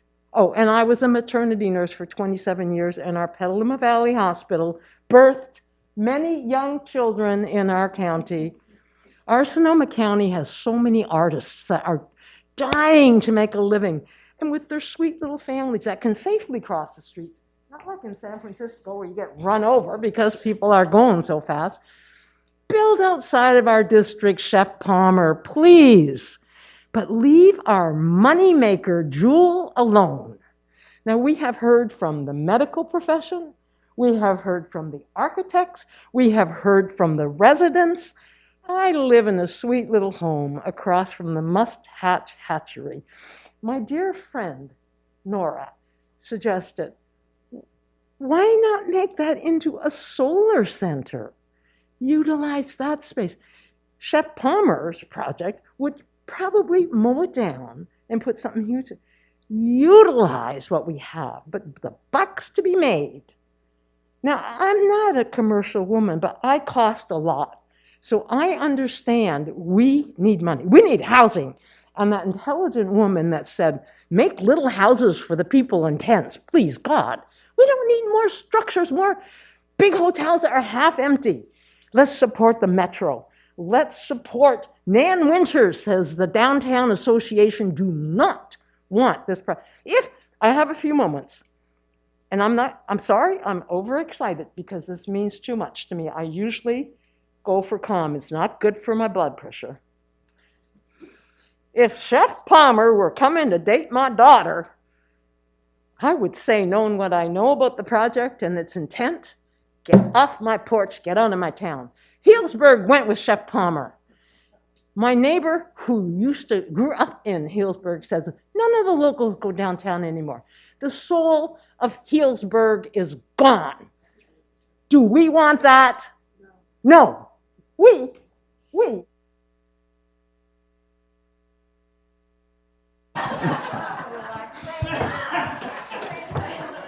Thank you. Thank you, and of course, we need to get the crafty people in. All right. Sonia, I apologize if I botched your name, but please come up for 3 minutes. Hello, my name is Sonia Carabell, and I apologize for my bad handwriting. I am here with Unite Here, Local 2, which is the hotel workers union for Petaluma, the North Bay, and much of the Bay Area. We represent around 15,000 members who work in hotels and food service around the Bay.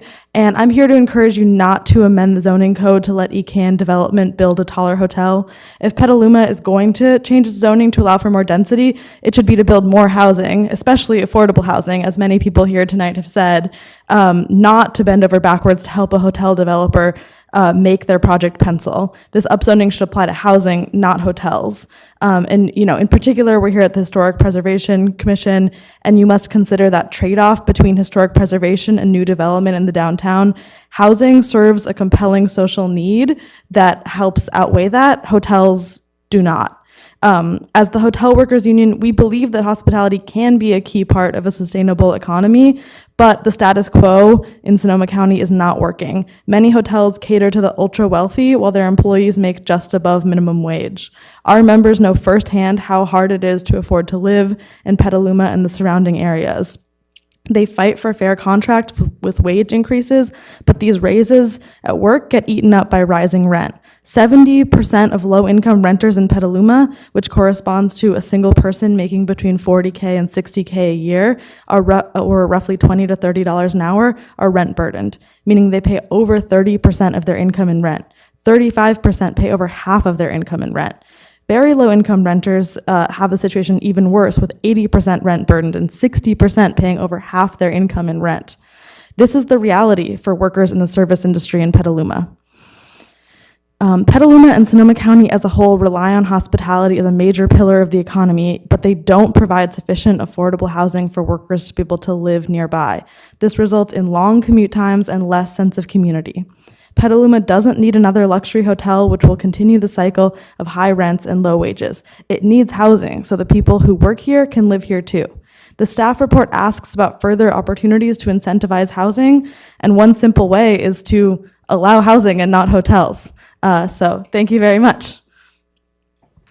Okay, thank you. Okay, I'm sorry, I got behind here. Larry Jonas, you're up next, followed by Kate Bolton. Thank you. My name is Larry Jonas. I've lived and worked in Petaluma over 50 years. Plenty of previous commissions, like Jane Hamilton mentioned, have established this ordinance and these rules and these guidelines. They did so with a foresight to maintain our historic district and what's unique about Petaluma. If you travel abroad, if you travel to different cities, New Orleans was mentioned, that people go to the old district. They go to the historic districts. They don't go to see more high rises that are, everywhere. So we have something unique, and I would encourage you to try and save that uniqueness. The study area is a little askewed. It says that we have buildings that are 70 to 90 feet tall. If you look at your paper here, it says that St. Vincent's is 91 feet tall, but that's measured to the top of the bell towers, because it's clearly not the top of the main structure. If you look at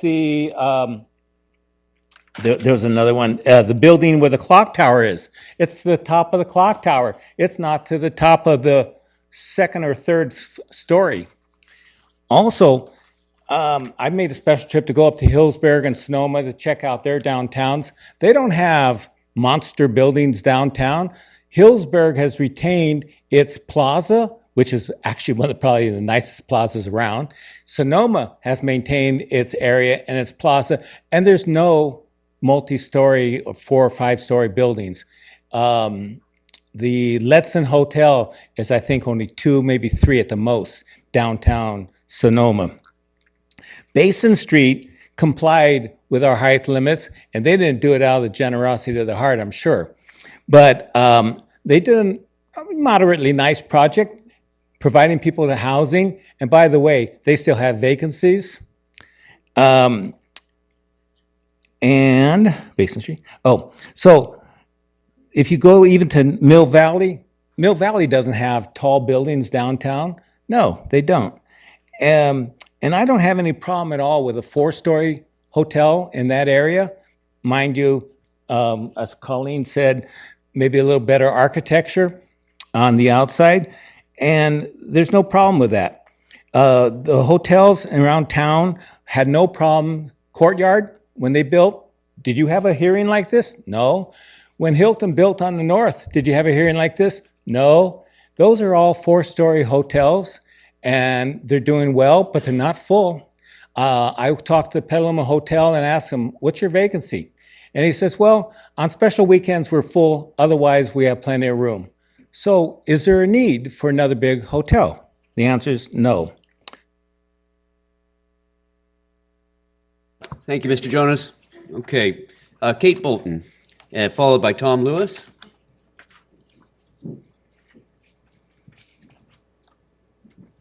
Thank you very much.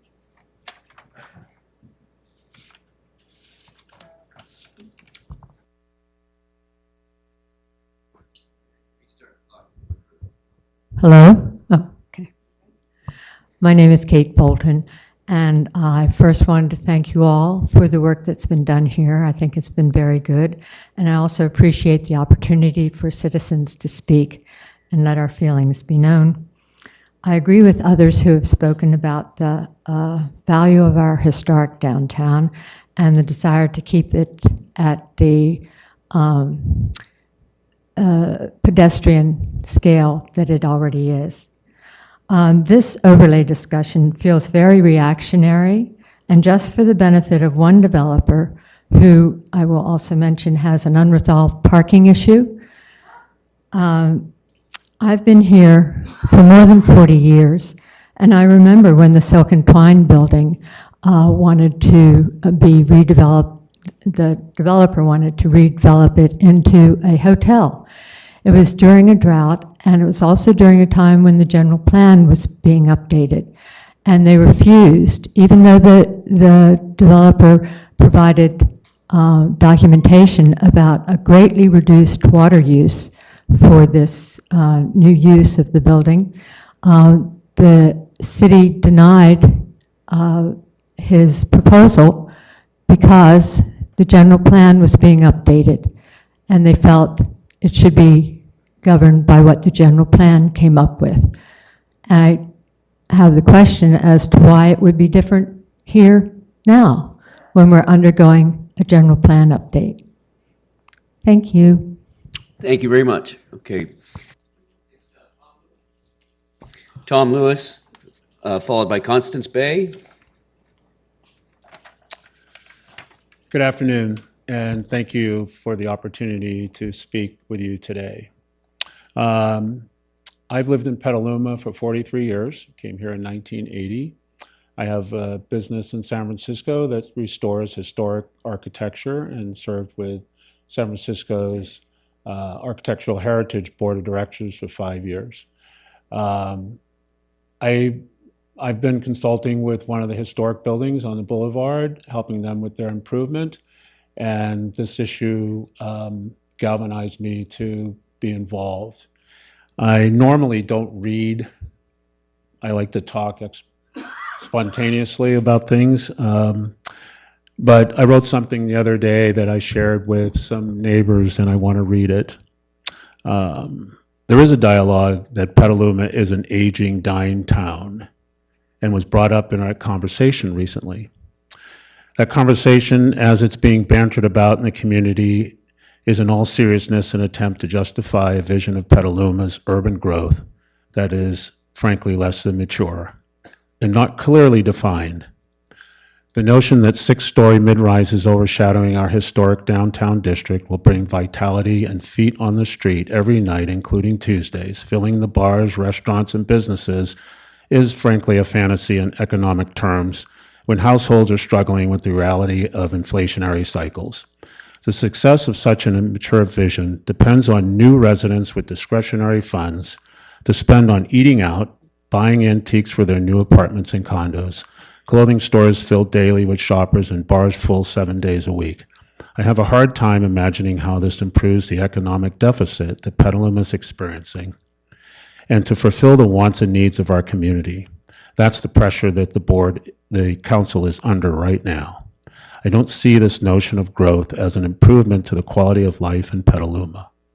If those who would ultimately make the decisions to enact urban growth would invite all sides in the conversation to the table, we might have a balanced solution. At this point, the conversation is dictated by the planning department. In the background, ultimately, housing needs are driving the motivation for the government of Petaluma. We're in a struggle with states' housing mandates and the detriment of a balanced long-term growth plan. There's enough space for housing without developing six-story complexes.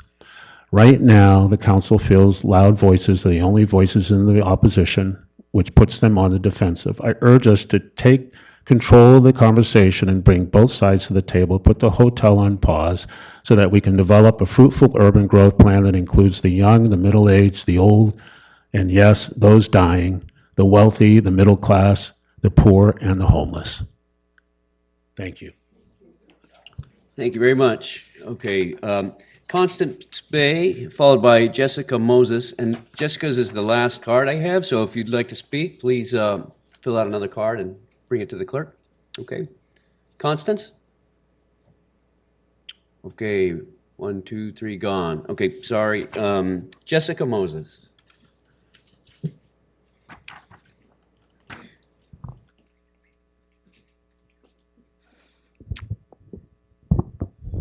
Thank you for staff and the committee for having this session. I had attended the Planning Commission one in August and found it really helpful to understand why we're doing this, what the hotel and overlay, how they sort of feed into each other. And I understand across the community, sometimes it feels like there's some funny business afoot, but as far as I understand the process, there isn't. This is just an applicant applying and taking every lever that they can and paying the fees along the way. And I'd just like to say that there's been a lot of rhetorical questions today about how do we want Petaluma to grow and how can we save our historical charm? And I would really encourage everyone to walk down the streets that are in zones A and B and tell me if you think those are charming. It's a lot of parking lots, it's 90s banks, and I think they're actually a bad look for an otherwise very lovely downtown. So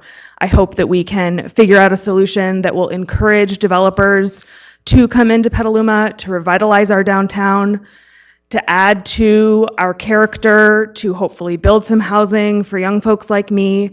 And it doesn't have to be such a us or them fight, because I think the downtown does need more. There's a lot of room for improvement, and I don't think 5 or 6 story buildings are going to be the end of Petaluma. Thanks. Thank you very much.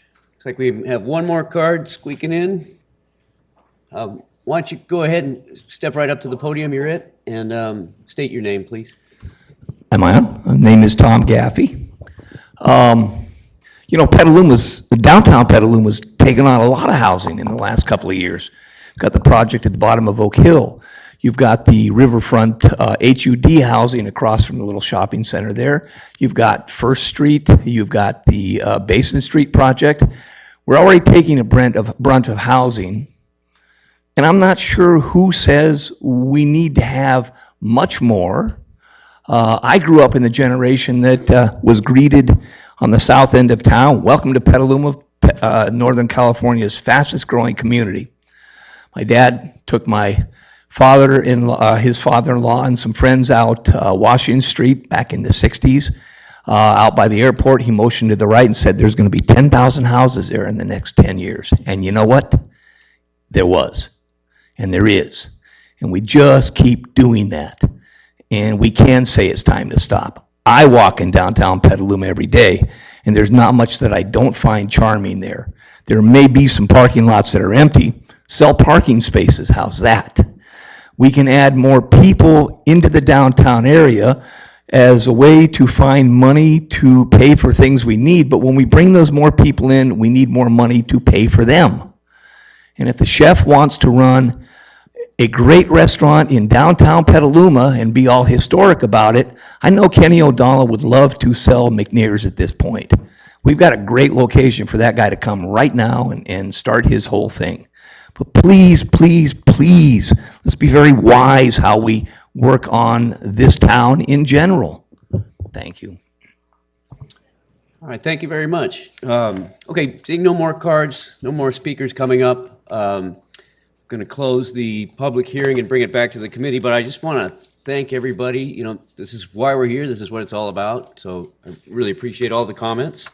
I think we move right into committee member comments, and who would like to begin?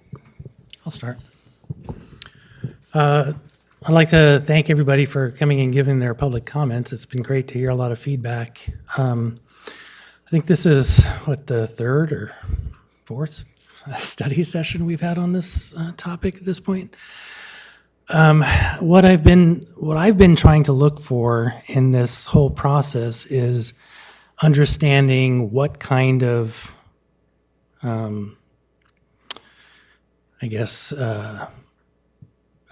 financial advantage that changing this overlay or changing the the restrictions in this overlay district would actually provide for the city. And we're talking about primarily an extending of the height from 45 feet to 75 feet at the most, and changing that 80% coverage to 100%. And I have not seen any valid arguments for why this overlay needs to be put in place. It's just for this one hotel project. And I don't understand why this hotel, first of all, can't be built outside of this area where the height restrictions aren't an issue.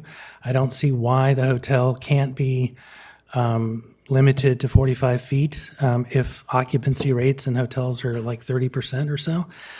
And I think we've studied this quite extensively to this point, and I don't see any reason why the overlay should be implemented. I think that particularly in Area A, Block 1 of Area A, that location, if we're wanting to comply with Secretary of Interior standards on effects to historic districts and historic resources, one of the primary effects are visual effects, and any building, regardless of whether it's this hotel or anything else above 45 feet in that area, is going to provide an adverse visual effect on the historic district, particularly as you're entering town from the south. And quantitative visibility viewshed analysis shows this consistently. And I think that from my perspective, we've heard a lot of feedback from the community that the majority of people are against this this hotel project, and specifically, but against the overlay in general. I haven't heard any convincing arguments for why the overlay would actually provide benefits to the city of Petaluma, economic or public benefits. I think that it's important that we protect the historic resources in town. The historic district is why people come to Petaluma. And, it's very different when you say go downtown Napa. It's not a historic district anymore in the same sense. You have large buildings down there. So I've been open to the process. I appreciate all of the work that the Planning Commission and the staff have put into reviewing these these studies and providing staff input on them. But I, at this point, haven't seen any convincing arguments for why this overlay needs to be approved. So that's my general comment on it so far. I don't really have any questions on anything else that's been done. I would just suggest, I think that we need to move on and stop having study sessions on this, because I think we've studied this to death at this point. Thanks. All right, thank you. Committee Member Whitley. Committee Member Van Ameren? Sure. I'm kind of looking at some of the guidance that was asked. Staff asked us to provide some guidance related to this project, and one of them is the sub areas and discussion about the overlay and should different sub areas. Actually, I think the overlay actually has been is providing us with an opportunity. I know the hotel projects became first. But I do think there's an opportunity there with the overlay to, to work on some of the development. I mean, these are areas. All three areas are in need for certain help. As far as sub area A, B, and C, A and B, it could actually it's actually extending the historic district in some sense, because now we're going to have to apply those we're proposing to apply those guidelines to those additional areas. So to some extent that, that could be a benefit.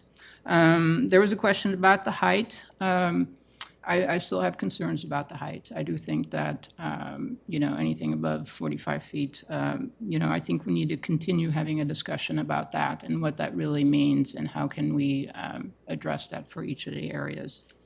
Are the setbacks proposed adequate? I don't see any concerns with the setbacks in itself. As far as the new incentives for new housing, as I'm reading all this stuff, there's all these incentives, but there are no incentives for historic preservation, right? It's back to that. We don't have any funding that we can provide people for. So again, I know that's a bigger issue, but we're talking about all kinds of other stuff except, can we provide some funding to people that are interested in preserving our history? And we don't have that for a variety of reasons. The historic research report done by Diana Painter was excellent. I mean, as people that are interested in history, just talking about those three overlay areas, there's a lot of history there. A lot of it is gone. There's nothing there anymore. There are no contributing buildings or historic sites. The only thing with Diana Painter's work is that, she was hired by the hotel people to do the historic resources survey there. And so that's kind of shifted a little bit now. Now she's doing the overlay. I admire her work and I have no issues with her. I mean, she's made a huge contribution.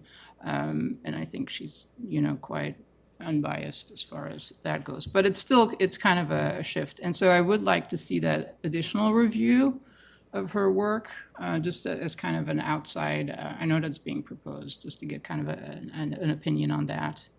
And then, are the existing historic design guidelines proposed for these overlays, are those adequate? And I would say yes. So those are my comments. Great, thank you. It came with pages of notes. I have a lot of comments, a lot to say on this, and I have to say that I don't continue to completely agree with myself still after some of the public comments that we received, but since this is a study session, we've been given some kind of questions. I've kind of tried to organize my notes in response to the questions the way Alice did. But I want to first start with a couple of general comments. I absolutely support redevelopment of subareas A and B. I mean, I think the single-story, single-use bank buildings surrounded by parking lots are probably the biggest detractors to the integrity and the character of our downtown. So I absolutely support redevelopment there. And I also support a hotel on the proposed site. And I know we're not talking about the hotel, but I think it's absolutely relevant to say that, we're here because the hotel, as proposed, needs to exceed our height limit in order to be successful. And to me, that's a shame because there's a vacant parcel next door, which is absolutely one of these buildings that I think should be redeveloped. And, if they could merge the parcels and they could make the hotel work at 4 stories and continue the streetscape, to be a natural extension of downtown and mirror what's on the other side, I think that'd be fantastic. But I've been told that the owner of that bank building has no interest in selling or redeveloping that parcel at all. So to me, that's the problem, okay? We should be talking about, a vacancy tax or some other ways to incentivize quality redevelopment at an appropriate scale. And, I would love to see us talking about that and figuring out a way to make this hotel work and a nice extension of the downtown there that, is 3 to 4 stories. I also think it's important to say that not realizing that the T6 zone across the street was actually limited to 3 stories because I still see, the way I read the CPSB, if this hotel were proposed at 6 stories across the street, it would be compliant and it would be permittable. And frankly, I thought, why aren't we just extending the CPSP boundary across the street to allow for this? That seemed like a no-brainer, but there must be more to that. But I think it's important to note that 6-story buildings are allowed in Petaluma. This isn't a new thing. The CPSP was, we have the chairman of the committee here in the chamber tonight. And, we've approved 6 stories in various areas of the downtown. So it's not a new thing. That said, I don't think I want to see any blocks of 75 or 60-foot buildings at all. But I would say that if a great piece of architecture that was complementary with the historic district was proposed, I think it could work. So, that said, if there's an opportunity for, an economic catalyst that needs to be 75 feet tall, I think it's worth, exploring the avenue to make it work. So, that said, I'm going to go through my notes just based on the checklist we were given. So the first question is, should the sub-areas be reduced? Ideally, I agree that it should just be sub-area A that we're talking about now. I think the other area B, since we're not talking about C, I don't think there's any demand there at this time. I would love to see that redeveloped, but I think that can wait for the general plan update, which is already 2 years in the works. So yes, in my opinion, sub-area A should be the only area we're talking about. Regarding the proposed height limits, I agree that anything above 45 feet should absolutely require a CUP and full discretionary review. I have some questions or some suggestions and recommendations for additional criteria and changes to the ones proposed, which would allow for taller buildings. So first of all, one of the criteria is that if it provides a ground floor activating use, then that would be allowed for, one of the criteria. I don't think so. I think that should be a requirement of all new buildings in the downtown commercial zone. They should all provide ground floor activating uses. And I think there's more I have about that, when we're talking about residential street frontage. But anyway, I would take that off the list and make that a requirement. I do think that roof activating uses are a great thing. I think we should have all the urban outdoor opportunity and open space. So I'd love to see, if it's above 45 feet, that the step backs are, activated and full of people outdoor use opportunities. We need as much outdoor use and open space as we can get. I was surprised to see that, okay, it's a hard maximum of 75 or 60, whatever the allowance is that pertains, because I still think that I would like to see an allowance for, some sort of worthy architectural feature to exceed that, or, an elevator shaft or something like that. I mean, not a massive expansion of that, but I would like to allow for, an opportunity for some great architecture or something. So I'm not necessarily in favor of a hard, fast 75, nothing above that or whatever. I don't want to see 75-foot walls of buildings either.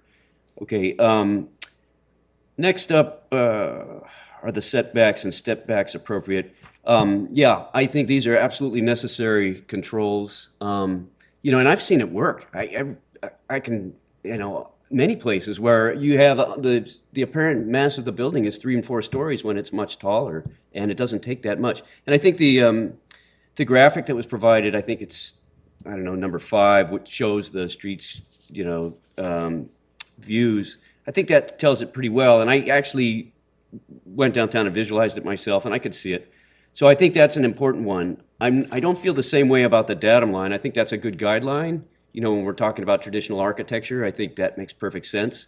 But I think it might be too restrictive. I would still like to leave the door open for something we haven't thought of that's, compatible and complementary, but, it's not, it maybe has its own rhythm. Let's see. So, again, I do want to say with the step backs and setbacks that make sure it's clear that things like railings and outdoor amenities in the step backs are permittable and encouraged.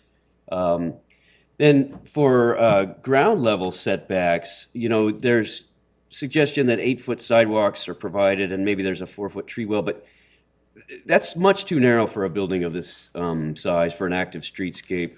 It really needs to be 12 to 14 foot minimum, and street trees always need to be required. But so, if the right-of-way doesn't provide for a wider sidewalk, it needs to be required that a ground floor setback be provided, and there's an active ground floor street frontage. I think, to me, that's the most important thing for any kind of, whether it's the height or not, that we're talking about. I think the streetscape in these areas needs to be active and fully functional and alive. So I think the sidewalks are, and what happens along the street is a major consideration. And that leads to, the Exhibit 14 regarding the facade, pedestrian facade activation zone. I'm loosening up. I've always believed that, in the commercial zones, we really need to have retail commercial frontage as much as possible. But I have seen, we have it down on First Street and it's Second Street. It's not fully successful, so I'm loosening up on that. And I can see some areas that are shown as allowing for ground floor residential. I'm not convinced of that, but I would be willing to allow for some variation, that's not exactly like what's shown in the graphic, but maybe we have a target percentage of, clustered retail on every facade or something like that.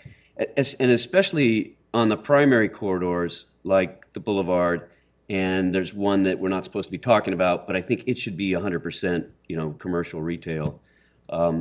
So I think that's an important thing. And I think that has to do with the historic district in that, that's the way to continue the walking districts of the, the downtown commercial district. We want to create the gateway. We want to extend the walking, the commercial frontage.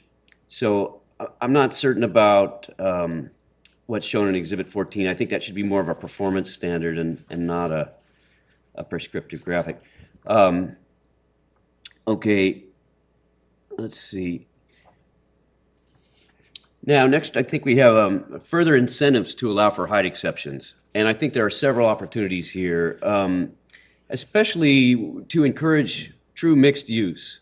So if we're, if somebody's seeking a height exception, one way to go would be to say, okay, if you're providing 85% ground floor retail and the upper floors are somewhere of 50% or more of housing, so it's a true mixed use that accomplishes these goals, then absolutely that would be a qualifier for an exception. And if the upper floors have affordable housing, even better.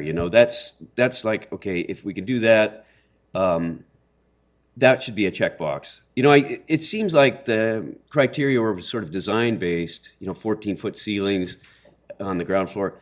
But I think there's an opportunity to bring the uses we want. So true mixed use is a good criteria, and workforce housing. Okay. I thought I had some others, but getting off track.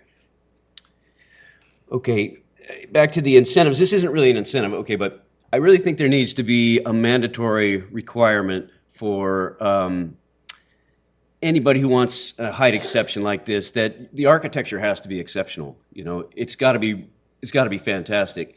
So I think that needs to be a requirement, and in the code. And I know that's subjective, but I've seen this in other communities. And what it does, it just requires the reviewing body that has to be able to make the finding. You know, this architecture is exceptional. And so I think that sets a standard, and we need to include that in the code.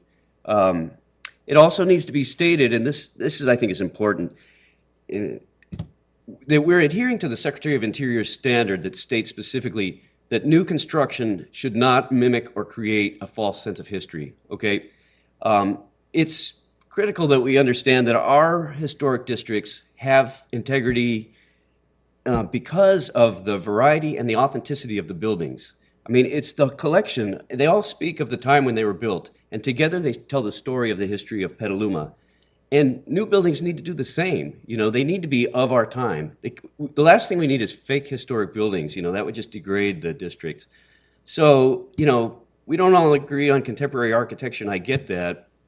But the way for a new building to be contemporary and to be compatible with our district is it's just got to be the best new building. You know, it's got to be the best architecture that we can get. And we haven't seen it yet, I don't think, with the hotel. I don't think we're close. So, you know, if we're all about the hotel, I'd say we're not there. But I'm not, you know, opposed to something contemporary. I think it has to be of our time. Okay. Next item is, does the HCRR provide sufficient documentation? I think the report is fantastic, and I learned a lot reading it. And the best thing I learned was that the blocks in sub-area A are more sparsely developed now than they have been at any time since 1871. You know, I think that says a lot, and that's not what we need downtown. It's amazing. But I think the report makes great recommendations, and I agree with them all. I think it needs to continue to be updated as this overlay, if it continues, is updated. You know, when we're talking about the determination that needs to be made that new proposals won't compromise the historic integrity of the district, yet this is all going to have to be determined by, you know, the Planning Commission based on guidelines in this report. I don't think it's really adequate. And, you know, that leads to the next question about, are the proposed development standards and the existing historic district guidelines, are they adequate to conduct reviews in the future? And I think enough said about the standards, the proposed standards. I kind of made some recommendations, but regarding the downtown historic district design guidelines, I'd forgotten those were put together in 99 and 98 when I was on Spark, and I reviewed them then. And I'd like to say they were perfect and they're perfectly adequate, but they're not. And I think they would need to be updated. You know, if we were going to have a zoning overlay and that they were going to be, I mean, I think they need to be updated as it is. But specifically, if we're going to start allowing taller buildings downtown. Because they were developed in the 90s, they reference outdated codes. The processes are all cattywamped. It's not the way we're doing things. That needs to be clarified.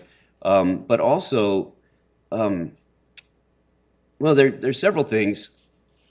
For one, I don't think they provide enough guidance on how to incorporate tall buildings in our historic district.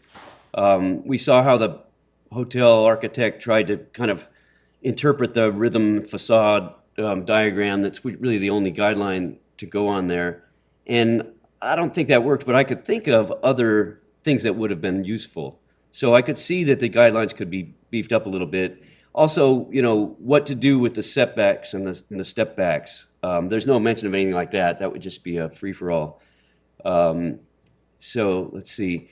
I think there are other things that need to be included. You know, they need to be, the streetscape section needs to be beefed up to kind of talk about what we really want in the streetscape today. It's kind of lightweight and it's a little old-fashioned, and I think we know more about, you know, urban design quality these days. So I would update that.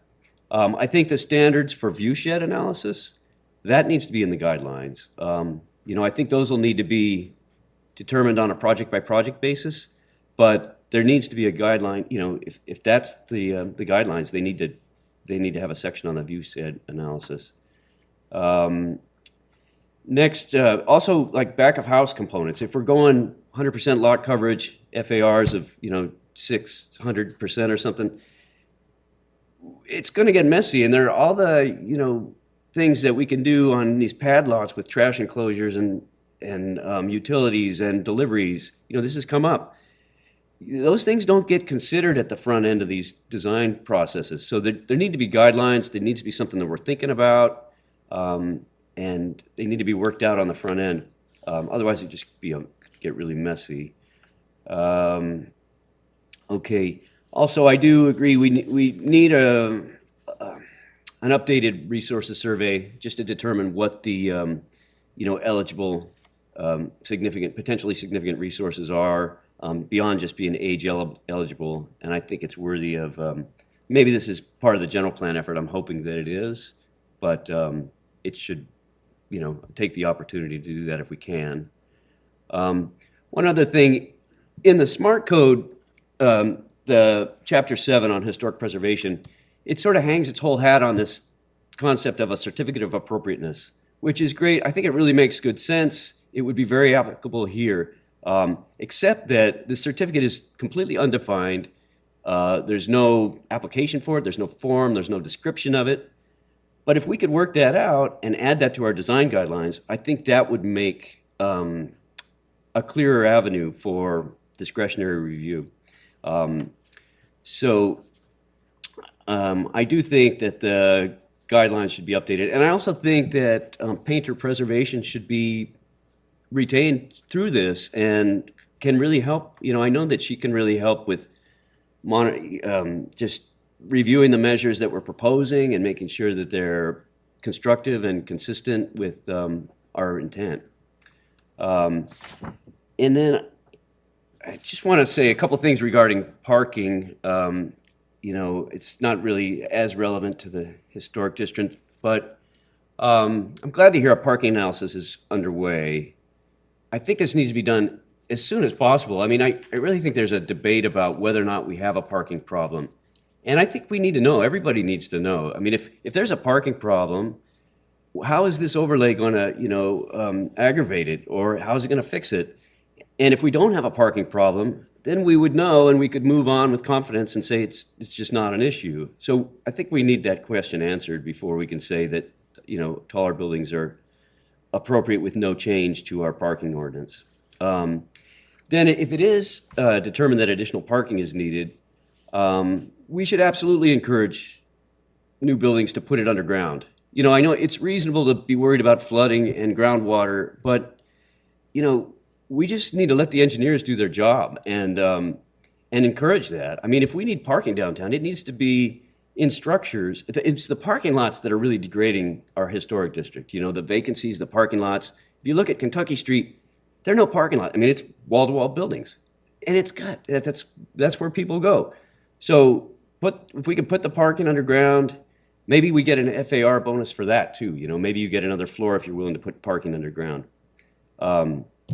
Anyway, also, of course,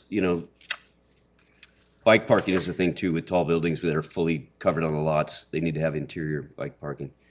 So, I think I missed a page, but thankfully.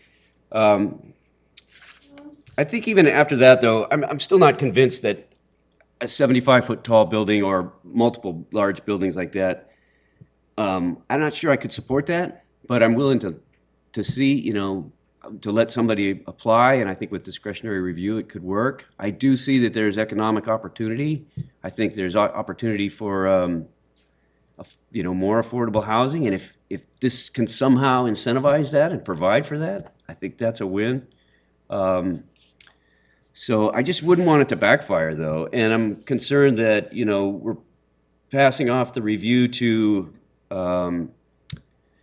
a SPAR with some guidelines, not like we provide a whole lot of robust insight or whatever, but, I still think there needs to be, if it's adjacent to the district or if it's going to have a visual impact on views from within the district, something like that, I think it's worthy of a level of review in HSPAR, even if it's a joint hearing or something. So I wanted to add that. Let's see. So again, I just think the discretionary review will be critical, and I don't think anything should be entitled by right without design review, even under 45 feet. let's see. So, and again, this is a study session, and I appreciate the opportunity to provide, what we have, what we can, and thanks for bringing it to us. I don't know where it's going next, but absolutely, I'm glad to see everybody come out and to hear from everybody, and I hope you'll continue to stay engaged. I don't know where this is going next, but we'll see. So that's it for me. Thanks for your patience. I'm kind of rambling now. But would any other committee members, do you have anything to add? No? Okay. How about from the planning team, any clarifications or, okay, kind of dumped quite a lot on you, but. No, that's exactly what the intent of a study session is. So we're so grateful for the time and the input. A lot for us as a team to take back. So again, I appreciate the time from the committee. I'm almost afraid to look back to see how many of our community members are with us, but just wanted to send and share a note of gratitude just for those that stuck around and will continue to do so, and I fully expect it. And so we're looking forward to it, and more to come. Thank you, Chair. Great, thank you. So with that, we'll close item 2. Thanks, everybody, for coming out again, and let's call Committee Member Perlis back in.